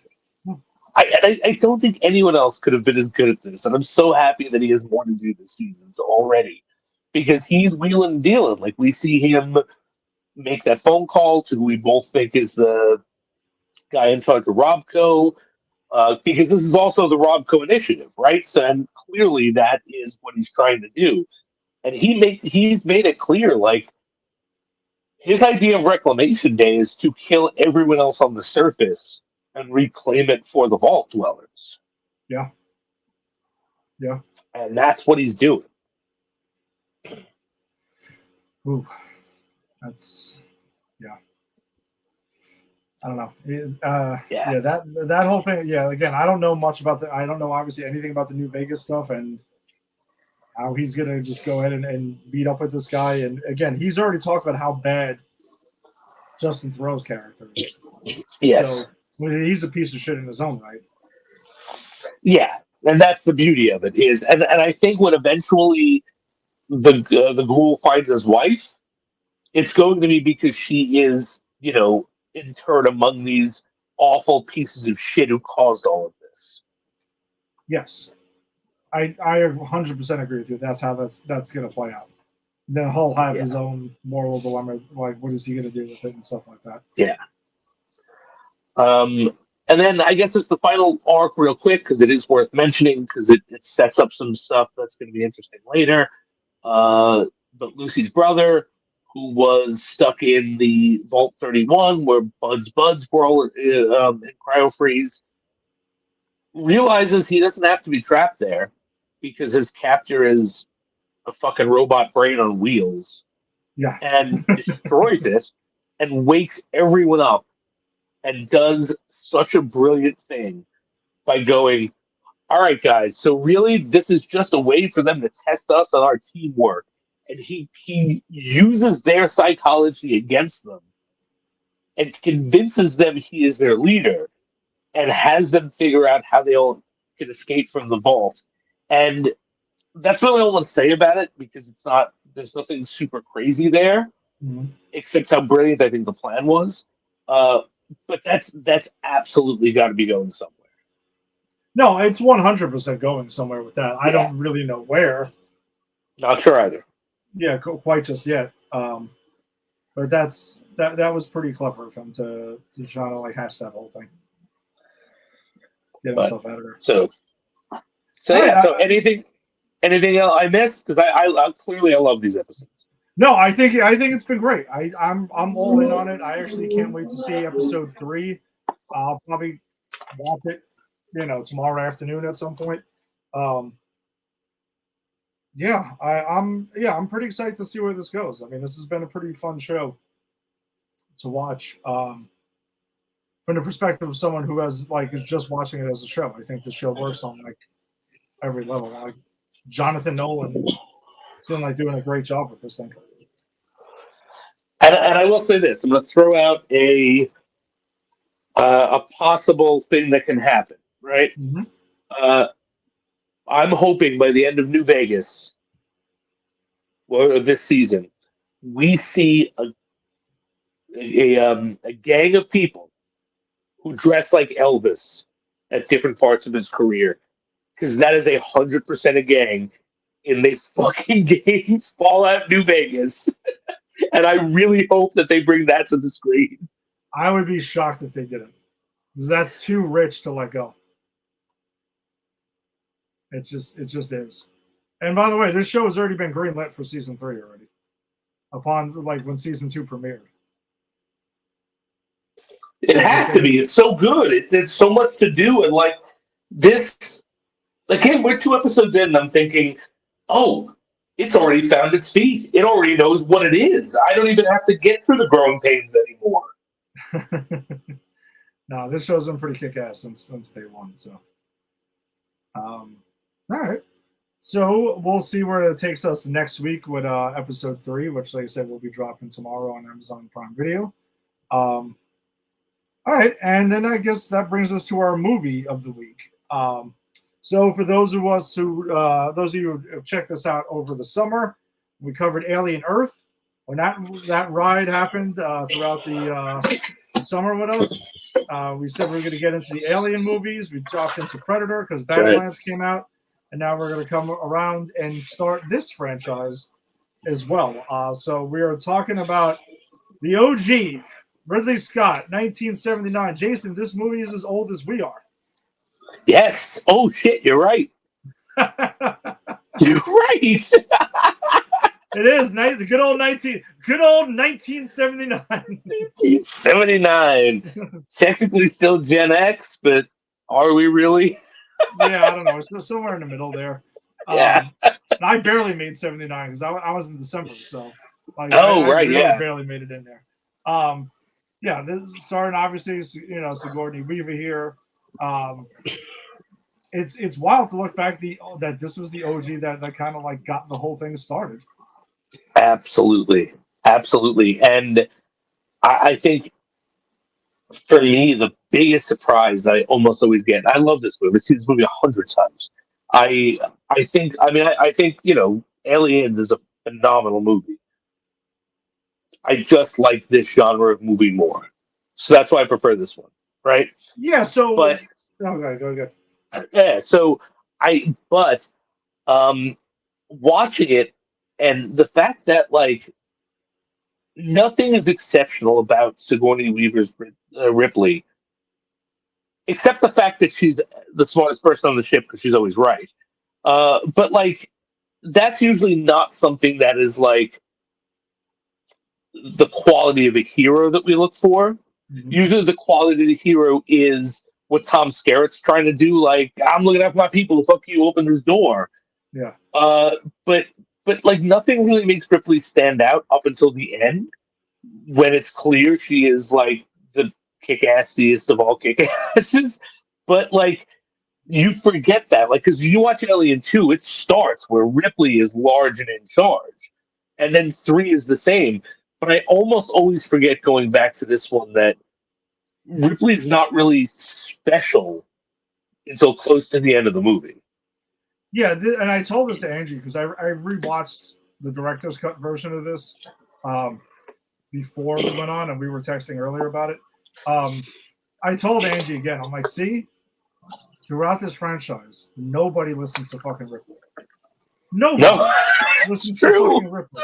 If somebody just listened to Ripley, it would be one of those, the meme where it's like, hey, Ripley speaks, they listen. Directed by Ridley Scott. Yeah. Movie's over. That's it.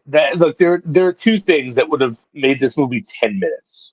One, if anyone listened to Ripley, because you're right. It's like, hey, we got this distress thing. What should we do? We should leave. Now we got to stop. All right, you're the captain, I guess. Hey, you're trying to bring that clearly infected crewmate back on. I'm sorry, there are actual regulations about this. You know?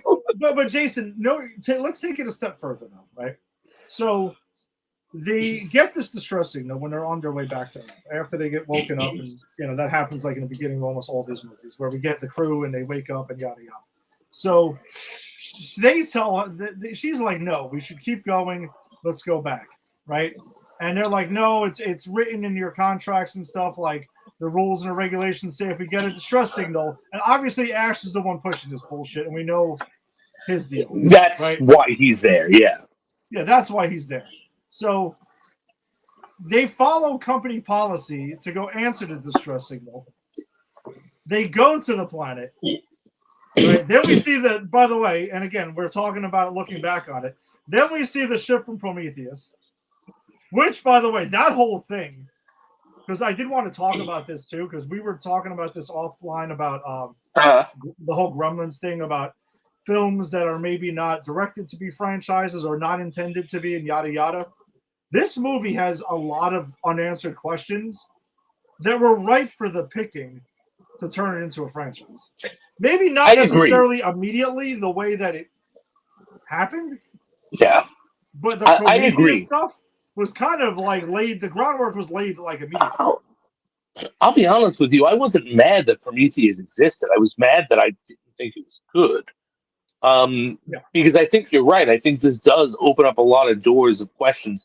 But what I think is really interesting about this movie is Ridley Scott is not opening up these doors as avenues for future movies. He just doesn't give a shit about the answers. And I was thinking a lot about The Shining, because you and I saw The Shining in the theater. Yeah. And we had that discussion, and I told you that, like, what I realized about that movie was Stanley Kubrick really is more about the art and the visual and doesn't really give a shit about the story, right? He's kind of like David Lynch in that way. And then I'm watching this, because I watched this shortly after we saw The Shining. I was like, shit, clearly Ridley Scott was influenced by Kubrick, but he gives more of a shit about the story. You know what I'm saying? But it's like, but still not like enough to answer all the questions. He's just like, look, I'm telling a story of people come, aliens infect, people fight, people die, people leave. That's the story you're getting from me. Anything else, I don't give a shit. You know, and so I think that does matter, because yes, all of these holes were open and ripe for the picking. But when he was making this movie in '79, that wasn't even a thought. I think. Like, I think he was just, this is the story I'm interested in. Fuck everything else. Well, I mean, and I do think that maybe I'm kind of curious when we do Prometheus. I am going to probably try to do some digging on that and find out more about like At least what Ridley Scott says his idea was like at the time. Right. But I also don't mind like he had to keep the singular focus on the Xenomorph story being told here, and that's that. You know, like this movie is not. It's not complex. It's a pretty straightforward like sci-fi, and the thing is, sci-fi horror. Like you had mentioned, that's one thing that's that's very important to mention is that Alien. This franchise starts off as a sci-fi horror. 100% this is sci-fi horror. The way it plays out, the way the story goes, the way it's shot, how often the way we see the xenomorph.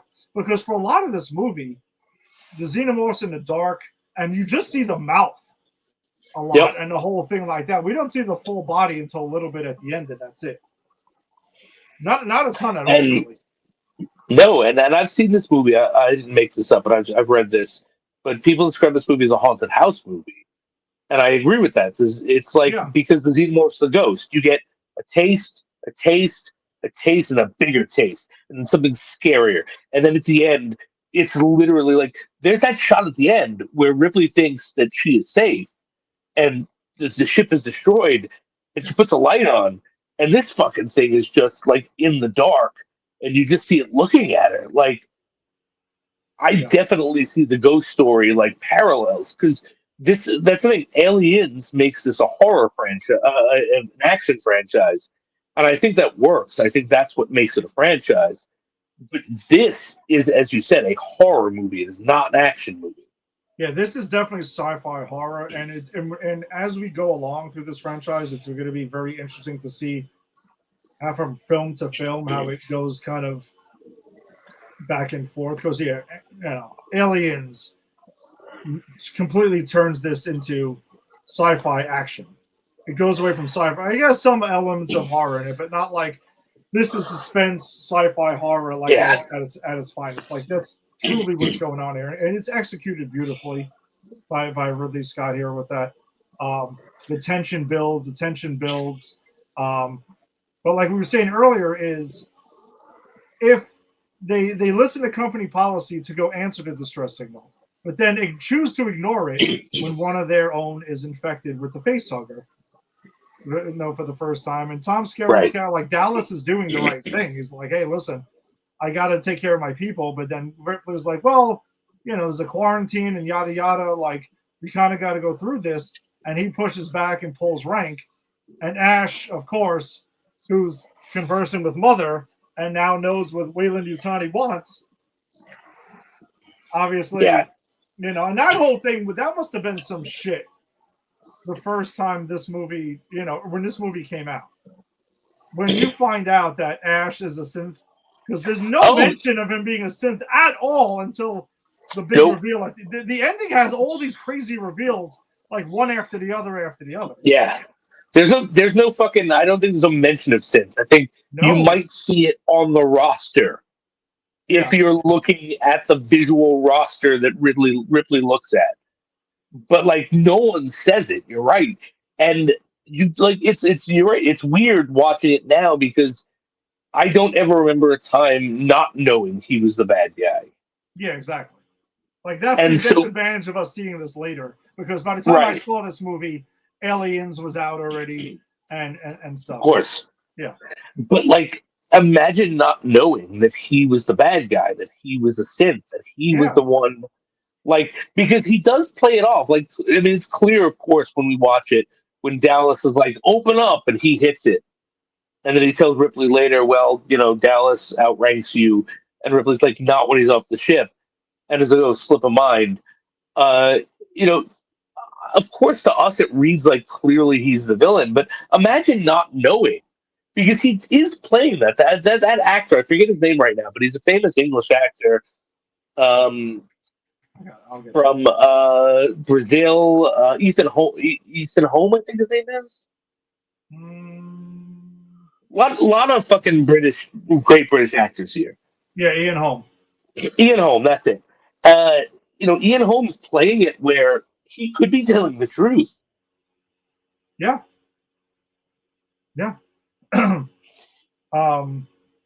also let's not forget too, as Parker, we also get our beloved Yaphet Kotto. Yeah, that Kodo is so good. Him, those two, him and his partner. Brett. Brett. Yeah, what's his name? Harry Dean Stanton. Harry Dean Stanton. I can't believe I blanked on his name. I love both those actors. They're two of my favorite characters, and they're other characters who are never listened to and are always right. And they made me realize the second thing that would have ended this movie in 5 minutes, and that is proper union representation.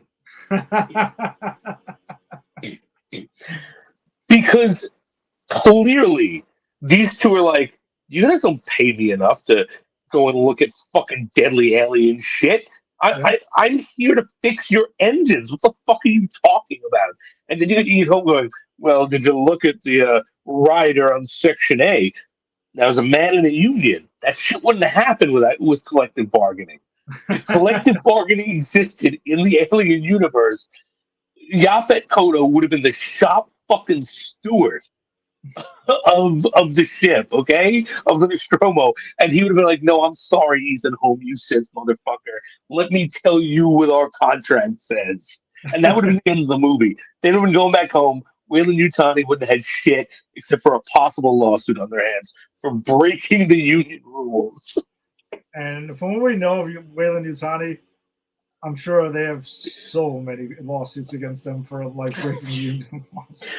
I'm sure they that's the thing. There are no unions. I think like this movie, and I've realized this on this watch.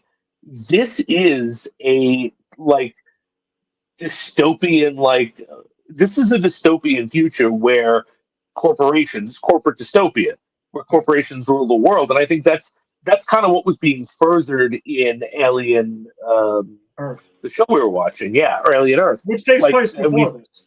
Which it does, absolutely, and we talked about that, but I didn't realize how prevalent that was here, because it's never stated, but clearly these workers are being coerced to do shit that is above their pay grade, because if they don't, they lose they don't get paid. Yeah, they lose their shares. And so this and It's a Wonderful Life, I'm going to put up there as two of the best anti-capitalist movies. Put them both in your Christmas movie watch this year. Wow, you sit around here and you spin your little eggs and you think the whole world revolves around you and your aliens. Well, it doesn't, you mother. Dude, we've spent a lot of time with our friend Yaphet Kotto, man. Like, Freddy's Dead. Yes, Freddy's Dead. We also, for Double O Deep Dive, I don't know if you were on this one, but Live and Let Die, right? Live and Let Die. Yeah, he's one of the fucking best villains. Yeah. Also pops up in The Running Man, which we saw the reboot. The reboot recently. That's right. And having nothing to do with the show, but something I will eventually watch, as I saw it on Tubi. He was the captain in Homicide: Life on the Streets, which is where I know Andre Braugher from. Oh wow! Okay, nice. Yeah, I don't know. He had like this illustrious career. I mean, he was all over the place with this, but it was fun seeing him back in action in this. And he's great in this.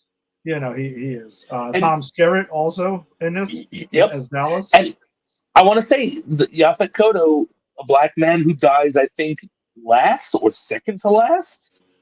He is like he's one of the finals. Yeah, he's second to last because him and Lambert are the last two that get killed together. Yeah.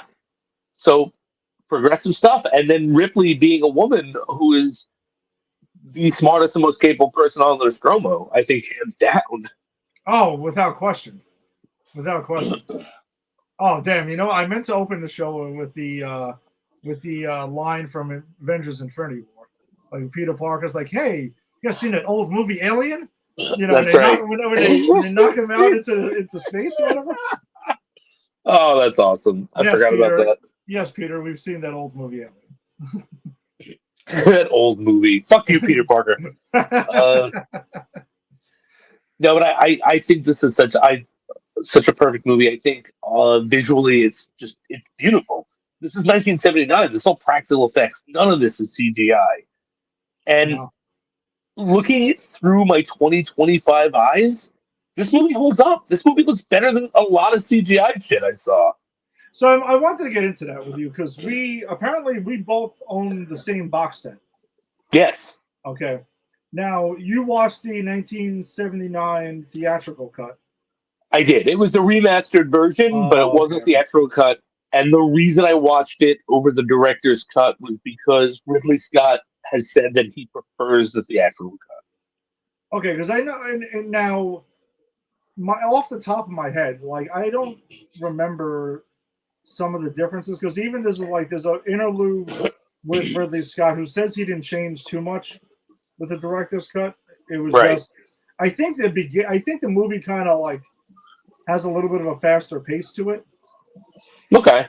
I felt like that was the case because, like I mentioned earlier, like I actually started rewatching this when we were originally supposed to do this episode before, when I first got sick, and I was watching it on Hulu, who only has the theatrical cut, and it's also not remastered either. It's just whatever version, whatever clarity it is. Now, I have the Blu-ray version. I just kept thinking to myself, this looks like a 100 times cleaner version of the film that I was watching. But I also was like a half an hour into it before I stopped watching. And now rewatching the theatrical cut, the director's cut, I just kind of felt like because I think you'll agree, the beginning of this movie, it does take a minute to kind of get going. Yeah, I don't mind it, but I'm not saying like it's obnoxious. This movie is awesome. This is a classic and everything like that. But I do think that the director's cut feels like it kind of gets things just kind of get going a little bit quicker. Okay, that's fair. That was I have to rewatch the director's cut. Yeah, that was the standout thing that kind of happened with me. I was going to see if there was a quick pull-up thing. And while you look that up, we talked about Yaphet Kotto. Yeah. We did not talk about John Hurt, who we've also we've also covered in the show before. John Hurt in this is the guy who gets the xenomorph through the chest. Yes. Who reprises his role in Spaceballs. Yes, you beat me to it. But he was famously the character of Winston in the movie 1984, and that matters to us because when we did V for Vendetta, he was the head of the government. Yes, correct. So we have seen John Hurt on the show as well as Yaphet Kotto. Yeah, I'm trying to. Yeah, I don't see anything that's like director's cut versus theatrical cut. I'm trying to see if there's just a quick synopsis. All right. It adds about 6 minutes of footage for pacing, which I had mentioned, and context. All right. Including the iconic egg morphing scene where Dallas transforms, giving more development, but potentially slowing the original's tight suspense, while the theatrical cut is famously lean and focused on building Jaws and space terror, while both versions offering unique viewing. Sorry, so the theatrical, this is crazy that I don't even remember this because I feel like the last couple of times I've watched this movie, I've always watched the director's cut now. Oh, okay. And so they don't show Dallas being kind of like, being like, he's like, being held captive. Really? So that's, okay. So that's interesting though. Yeah, I forgot that wasn't in it. That's the director's cut because to be honest with you, I know what the difference was. I forgot it was Dallas, and you just mentioned it. Yeah. But yeah, no, they don't show anyone being held in the eggs, and I think when I looked it up, that was the biggest difference because it adds it goes back to what we were talking about in Predator. It's removing it makes Alien maybe a better movie as a standalone. Keeping it in gives you more to work with the lore. Yeah, because you see Dallas tied up. I mean, basically like gooed up and everything, and he tells Ripley, "Kill me," because he's just in so much pain. And she takes a flamethrower to the whole thing, and we find out that like basically the crew has been also all taken by eggs and stuff, and they're pretty much going to start, this alien is going to start hatching fucking facehuggers into them and shit like that. And that's basically the scene that's there. Holy shit, I completely did not remember that was not in the original cut of this. Yeah. And what's really interesting is, as you're saying that sounds much more in line with what happens in Alien 2, right? Or Aliens, because the Aliens is all about the breeding of these things. And that was hinted at in these deleted scenes. So, again, I can't even say it's a better movie because I haven't seen the director's cut in a long time.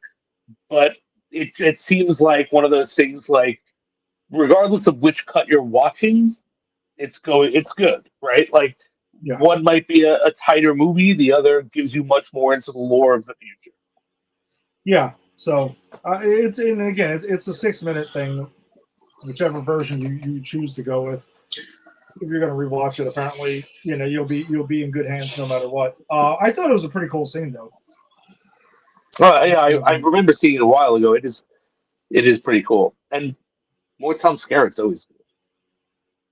Yeah, love Tom Skerritt. You know what's crazy though? I'm watching this, and let me see because we have the same age. See if you can guess this. Do you know what image of Tom Skerritt that pops in my head when I think of him?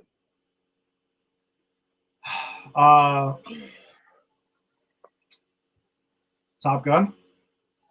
No, unfortunately, that's where my mind goes. Okay, I go Picket Fences, which is a fucking show I never watched. So I always think old Tom Skerritt, even though it's not the first thing I saw him in. I saw him in this. I saw him in Poltergeist 3. Yes. The infamous. I didn't see Top Gun until I was in my 20s, so I can't actually say I saw that first. But that is what I think of. I think of him in a fucking sheriff's outfit with gray hair and standing next to Five Spangle because he's also in that show. I have to pull up his IMDb here. Yeah, I'm gonna. The first movie I think of is Top Gun when I think of Tom Skerritt, to be honest, and then I would say probably Aliens. I didn't know he voiced Dallas in Alien Isolation, which is a video game. Oh yeah, which I've started playing. I didn't realize he's in that. I've heard that's pretty fucking good. It's your Ripley's daughter. Like I just started it. I was going to talk about it more when I got further into it, but your Ripley's daughter, it seems to take place shortly after, not shortly, but like she's an adult in her 20s, maybe 10, 15 years after the events of Alien, but way before Aliens. Oh, wow. Okay. So that's pretty, and as far as I've gotten, you get stuck on you get to a space station because you're looking for information about, like, you've heard that your mother's distress signal has been found, and you're working with the corporation to find it, and you get on the space station, and bad shit's gone down, and clearly there are xenomorphs around. Interesting. Yeah, I've heard some pretty wild shit about that game. Wow, he's had some sort of fucking career going on here. Yeah, Poltergeist 3, of course. Again, the infamous. And I gotta say that I actually did see Tom Skerritt in real life. I didn't meet him. Did you really? But I did. I went to, this was like right before, literally like months before the pandemic, because it was months before my son was born. Over in the hotel they got in Queens, like where they do the gambling and the shit and such now. Okay. They hold conventions, and so they did something called WinterCon, and they had a bunch of actors from one of my favorite shows of all time, Farscape, at this thing, and I happened to notice it. I'm like, oh shit, I gotta go. I gotta get pictures of these fucking people I loved 20 years ago, and so I went and had a really great time. But Tom Skerritt was there, and I remember seeing him and looking and going, oh shit, brother, I'm sorry. I thought this to myself. I'm sorry that you are this old and still have to do this. Because he looked tired. I'm not bad mouthing him. He looked tired. I'm sure. And like Tom Skerritt deserves better. So that's what I'm saying. Listen, Maverick drove him up the fucking wall, man. He told him not to buzz the tower. How many fucking times? He just doesn't listen. That's true. But no, this movie's fucking. It's highly recommended. I mean, especially like us, if you're just interested in the franchise, or you've watched Alien, Earth, or Romulus, and you're kind of just a newcomer into it. You gotta get into the original. I put this in my top 10 movies of all time. I love this overall. movie. I think so. I mean, I'm just throwing that off there now. I haven't sat down and ranked them, but that feels right to me. I just think it's such a beautiful looking movie. It's such a tense movie. It's a character driven movie. You know, we talked about Predator and what made it work so well, and it was the characters. Even if they were shallow-esque characters, they felt real, right? Yeah. And I felt the same way here. You have real characters, and it sucks when they get picked off. You feel when Harry Dean Stanton, who's this lovable idiot, gets killed. It's like, oh man, that sucked. I liked him, you know, and that was kind of my reaction. So I think like, this works on so many levels. I think the acting, the writing, the cinematography. I think I can't give this movie a day. I think this is one of the very few perfect movies I would posit, or movies I would posit as perfect.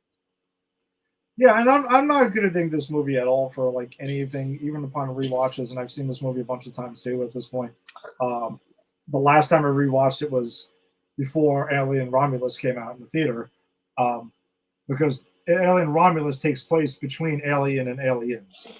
That's the time frame it's put in. So I thought it'd be cool. Like I, rewatched Alien and Aliens with Angie, and then noticed we stopped right there. That's enough for that, because we saw Prometheus and Alien Covenant in the theater together. But I was like, we could avoid what comes next. So has she been living in a world where she has never seen Alien 3? I don't think she has. And you can't ruin this for her. Like when you watch that movie, because you will have to for this show, don't make her watch it with you. Don't make her watch it with you. I will try. Let her survive this. She's heard me. So put it this way, so she knows that when Romulus came out, I stumbled upon Alien 3, and it was the beginning. Okay. And I showed her. I'm like, look, you just saw Aliens. Fucking Newt is dead off camera. Hudson is killed off camera. Hicks. Yeah. Alien 3 makes the second worst transgression you could make for me. The first is being boring. The second worst is having the ability to have been good and still sucking. Alien, whatever. I'm not. We'll get to it. I'm trying so hard because I am so excited. Like I was very excited for this one. We're getting Aliens. Next episode.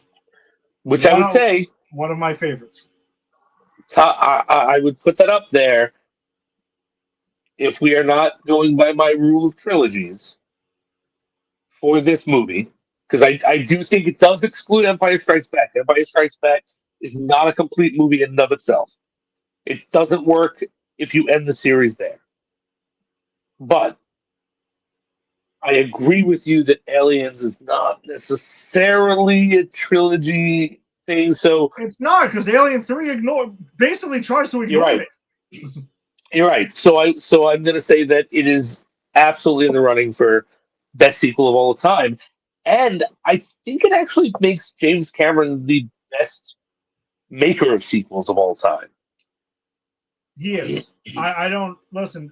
How I have my gripes with James Cameron over the past decade or so, but make no mistake about it.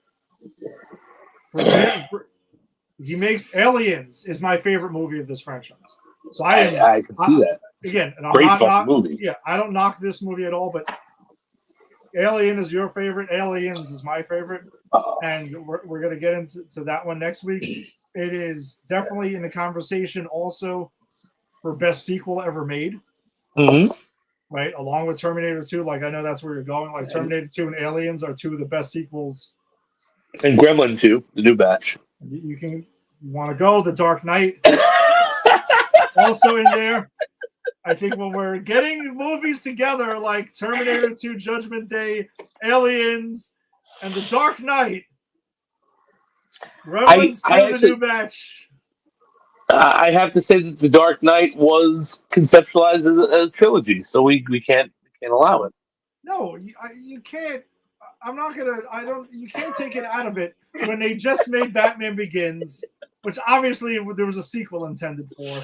And then they did. But The Dark Knight doesn't even, like, I don't think there was, like, of course, every movie, everything could be made into a sequel.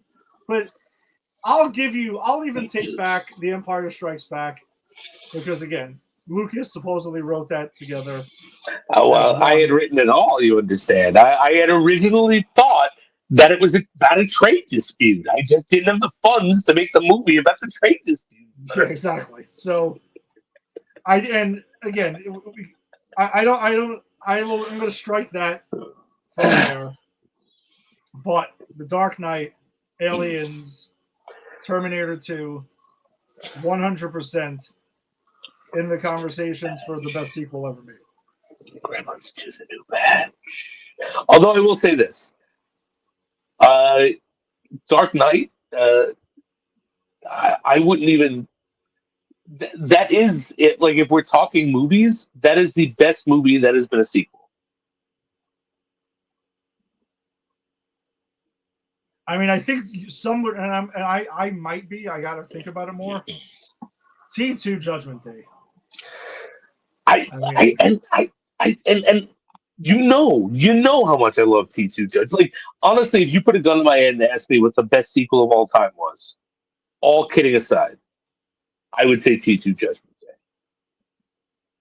100%. I think it's the best sequel ever made. I think The Dark Knight's a better movie. I'm not going to get into, like, I don't know. I'm not going to debate you on that because I'm really not. I mean, there's no reason to debate. But these are all. But I also think, like, best sequel ever, there needs to be criteria. Is one of the criteria that you have to be better than the original?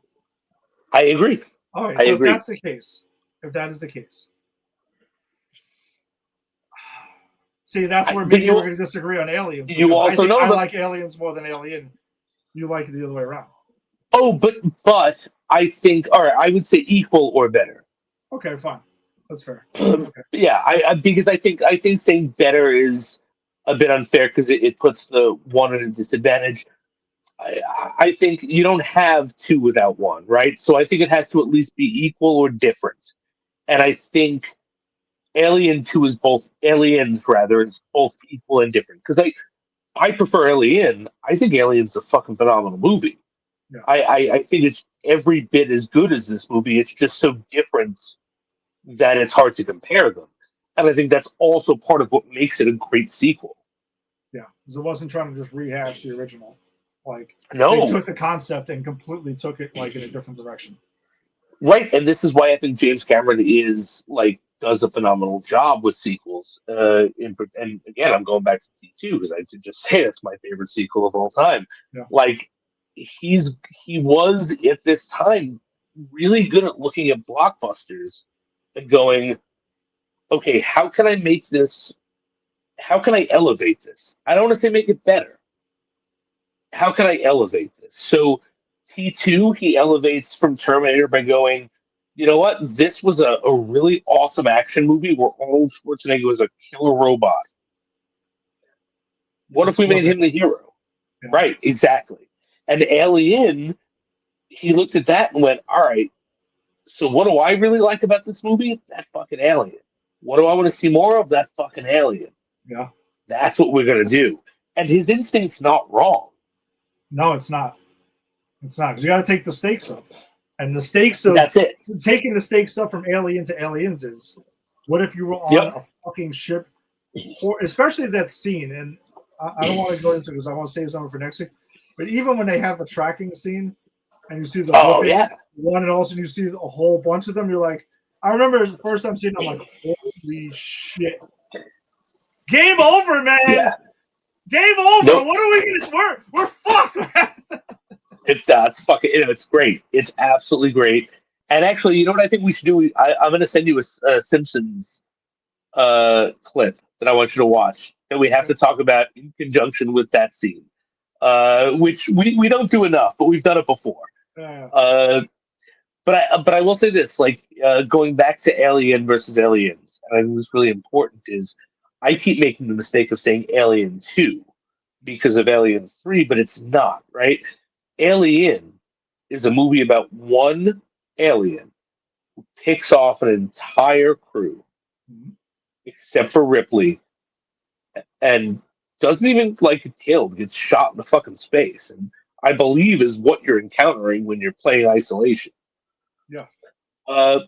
Aliens is literally, they're not Alien 2. It's like, no, the escalation is you had an alien, you had one, we're giving you many. And I just, even the subtlety of the naming convention, I think is really interesting and shows how these movies are intentionally different. By the way, I also want to, before we close this, I want to mention something that I have in my notes about Ash. By the way, when Ash is revealed to be a synth, and his head is brought back, and he's laid on a table, and he's got all the white synth blood all over him. That last line he says to them is so fucked up. It is. Oh yeah. Also, that fucking nasty fucking grin he has on after. Yeah, he's says, so good. I can't lie to you about your chances. You have my sympathies. Oh yeah. Oh, this is what he's doing to them. Fuck you guys. You are done. You don't stand a chance against what he calls his words, the perfect organism. Yeah. Oh, you're right. What a great line. I can't lie to you about your chances, but you have my sympathy. That's so good. It is such an asshole fucking parting shot before he's set on fire. And actually, what I forgot, but Yaphet Kotto is the reason that he does not kill Ripley, right? Because he comes in and renders him unconscious or like cuts his head off or whatever. Yeah, no, he takes him out. Yeah, which I love that. Oh man, that's so good. Ian Holm is so good in that movie. He really is. He really is awesome in this thing. But yeah, yeah, I don't know. I'm excited. I can't wait to keep going with this. I'm also excited. Even though I know in 2 weeks where this is headed, we'll see. I got next week though. I got next week to go before we get. And then I'm going to tell you this: no matter how bad it gets, none of these movies are as bad as Transformers 2 and up. No matter how bad these movies get, none of them are going to be as bad as The Predator. Well, Alien proper? Okay. I'm not talking AVP. AVP is that's a fucking different hybrid, all right? That's another battle we got to fight. That's another 2 weeks we're going to get through. We'll get to that when we get there. By the way, they tried to get cute with that, by the way. That pissed me off even more. Remember, the first one was called Alien versus Predator. The second one is called Aliens versus Predator. God. They're like, we're going to give you what you want. Again. You know what's depressing is I realized just recently in looking at my DVD collection, because I still own physical media, and I will, it's a hill this old man will die on. I own AVP, which I knew I did. I have the DVD. The DVD, yeah. But I also own Aliens versus Predator on the same thing. Oh my God. And I've never seen it. I literally bought them for like $5 and watched that first one and went, yeah, I'm good. That was worth the $5. Jason, I saw the second one in the theater. It was one of those times where I left so angry. I always compare that when I went to see Mortal Kombat Annihilation. Oh, which will be coming. Yes, we got some pretty. We got in the first half of the year. We've got some pretty low points to hit. I will say, with some high points, with some pretty low points too. My God, yeah, that's how, dude. That's how. Oh, forget it. I'll say, but that movie, Aliens versus Predator, Requiem. I have not watched in full since the theater. Oh It God, is so awful. it's really sad that that's the one we're going to be ending with. Is there anything fun we can end with? Is there like an Alien versus Predator Christmas special where we're on Kashiki again for Life Day, but it's the Oucha, and they're smoking pot with the aliens, and then they have sex with Art Carney? I mean, I don't know. Is it something like that we can cover after? I only wish, because unfortunately, that is how it's going to end until, and until other things. But we have more good Alien movies besides Aliens. Because I told you, Alien Romulus is pretty fucking awesome. Here's the thing. I think 3 is an interesting discussion. Prometheus is going to 4. I find fun as hell. Yeah. Prometheus is going to be an interesting discussion. Like, I think all of these movies, at the very least, are going to be good discussions. Like, I don't think that I'm not going to be coming on here with a gun to my head and a fucking shot in my head, going, I can't fucking do this anymore. The worst that it's going to get before EVP is, all right, that kind of sucked, but let's dissect why, because it could have been something. Yeah. But then we have the AVP, and it's like, why did I go from watching a movie to being kicked in the balls for 3 hours? Wait until you see Requiem. I think we're gonna get a fuck you movie in that. I'm not even kidding. Really? I think so. It's not bad. I'm gonna call it right now. You're gonna be really angry. All right. Well, you know what? I'm gonna file that. I'm gonna call it now. Months in advance. I'm calling it. And you know what's going to be funny is I'm going to forget that we had this conversation, and I probably will be like, "Fuck you, movie," and you'll be like, "I knew it. And I'll be if we can do the show right after you watch that movie, so it's fresh.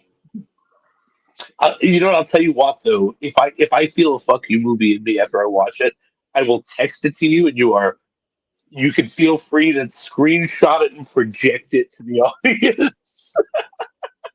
Fair enough. All right. So, Jason, that does it for us for this year as well. So, oh shit! Yeah, Happy New Year. Happy New Year. Hopefully, everyone had a Merry Christmas, Happy Hanukkah, Kwanzaa, everything, all the holidays together. Good Life Day. Don't forget Life Day. Life Day, also very important as well. Very important. All right, and I'll never forget the events of Nakatomi Plaza. Well. some good people like Ellis, we lost her in that whole thing, and goodbye, Ellis. He was in a trance, with Supergirl years before that, and then he eventually moved on to work for Nakatomi. So he went through a lot. Look, it was the drugs that was the problem. I mean, if he wasn't on cocaine, I used to tell him, Ellis, if you didn't do the cocaine, you wouldn't be so chummy with terrorists. Don't trust Alan Rickman, I used to say. And what did he do? He didn't listen. Well, listen, if you were in Supergirl, you would have maybe turned into a coke. You would have turned to coke as well. I need either that, or I would have just been walking around, people going, spray. Squirts. Thanks for joining us as always. If you joined us on your Facebook live stream, be sure to check out Granny's PhD's Facebook group. We share lots of Avengers trailers these days and other good stories and stuff like that. Some good conversation going on the page as well. Check out Pop Culture Pros and popculturepros.com. Also on YouTube, subscribe to Pop Culture Pros, and also wherever you found your audio-only podcast. Jason and I will be back next week. We'll be talking more Fallout Season 2. Along with, we will have another Avengers trailer before our next episode. So we'll be talking about the X-Men one. So that'll be interesting. And we'll also be talking about Aliens. the James Cameron directed sequel that we already were, glossing over tonight as well. Happy New Year, everybody. Have a safe and happy New Year, however you choose to celebrate. Jason, Happy New Year as well. Happy New Year to you, my friend. And we'll see you next week. Next year, then. Peace. Later.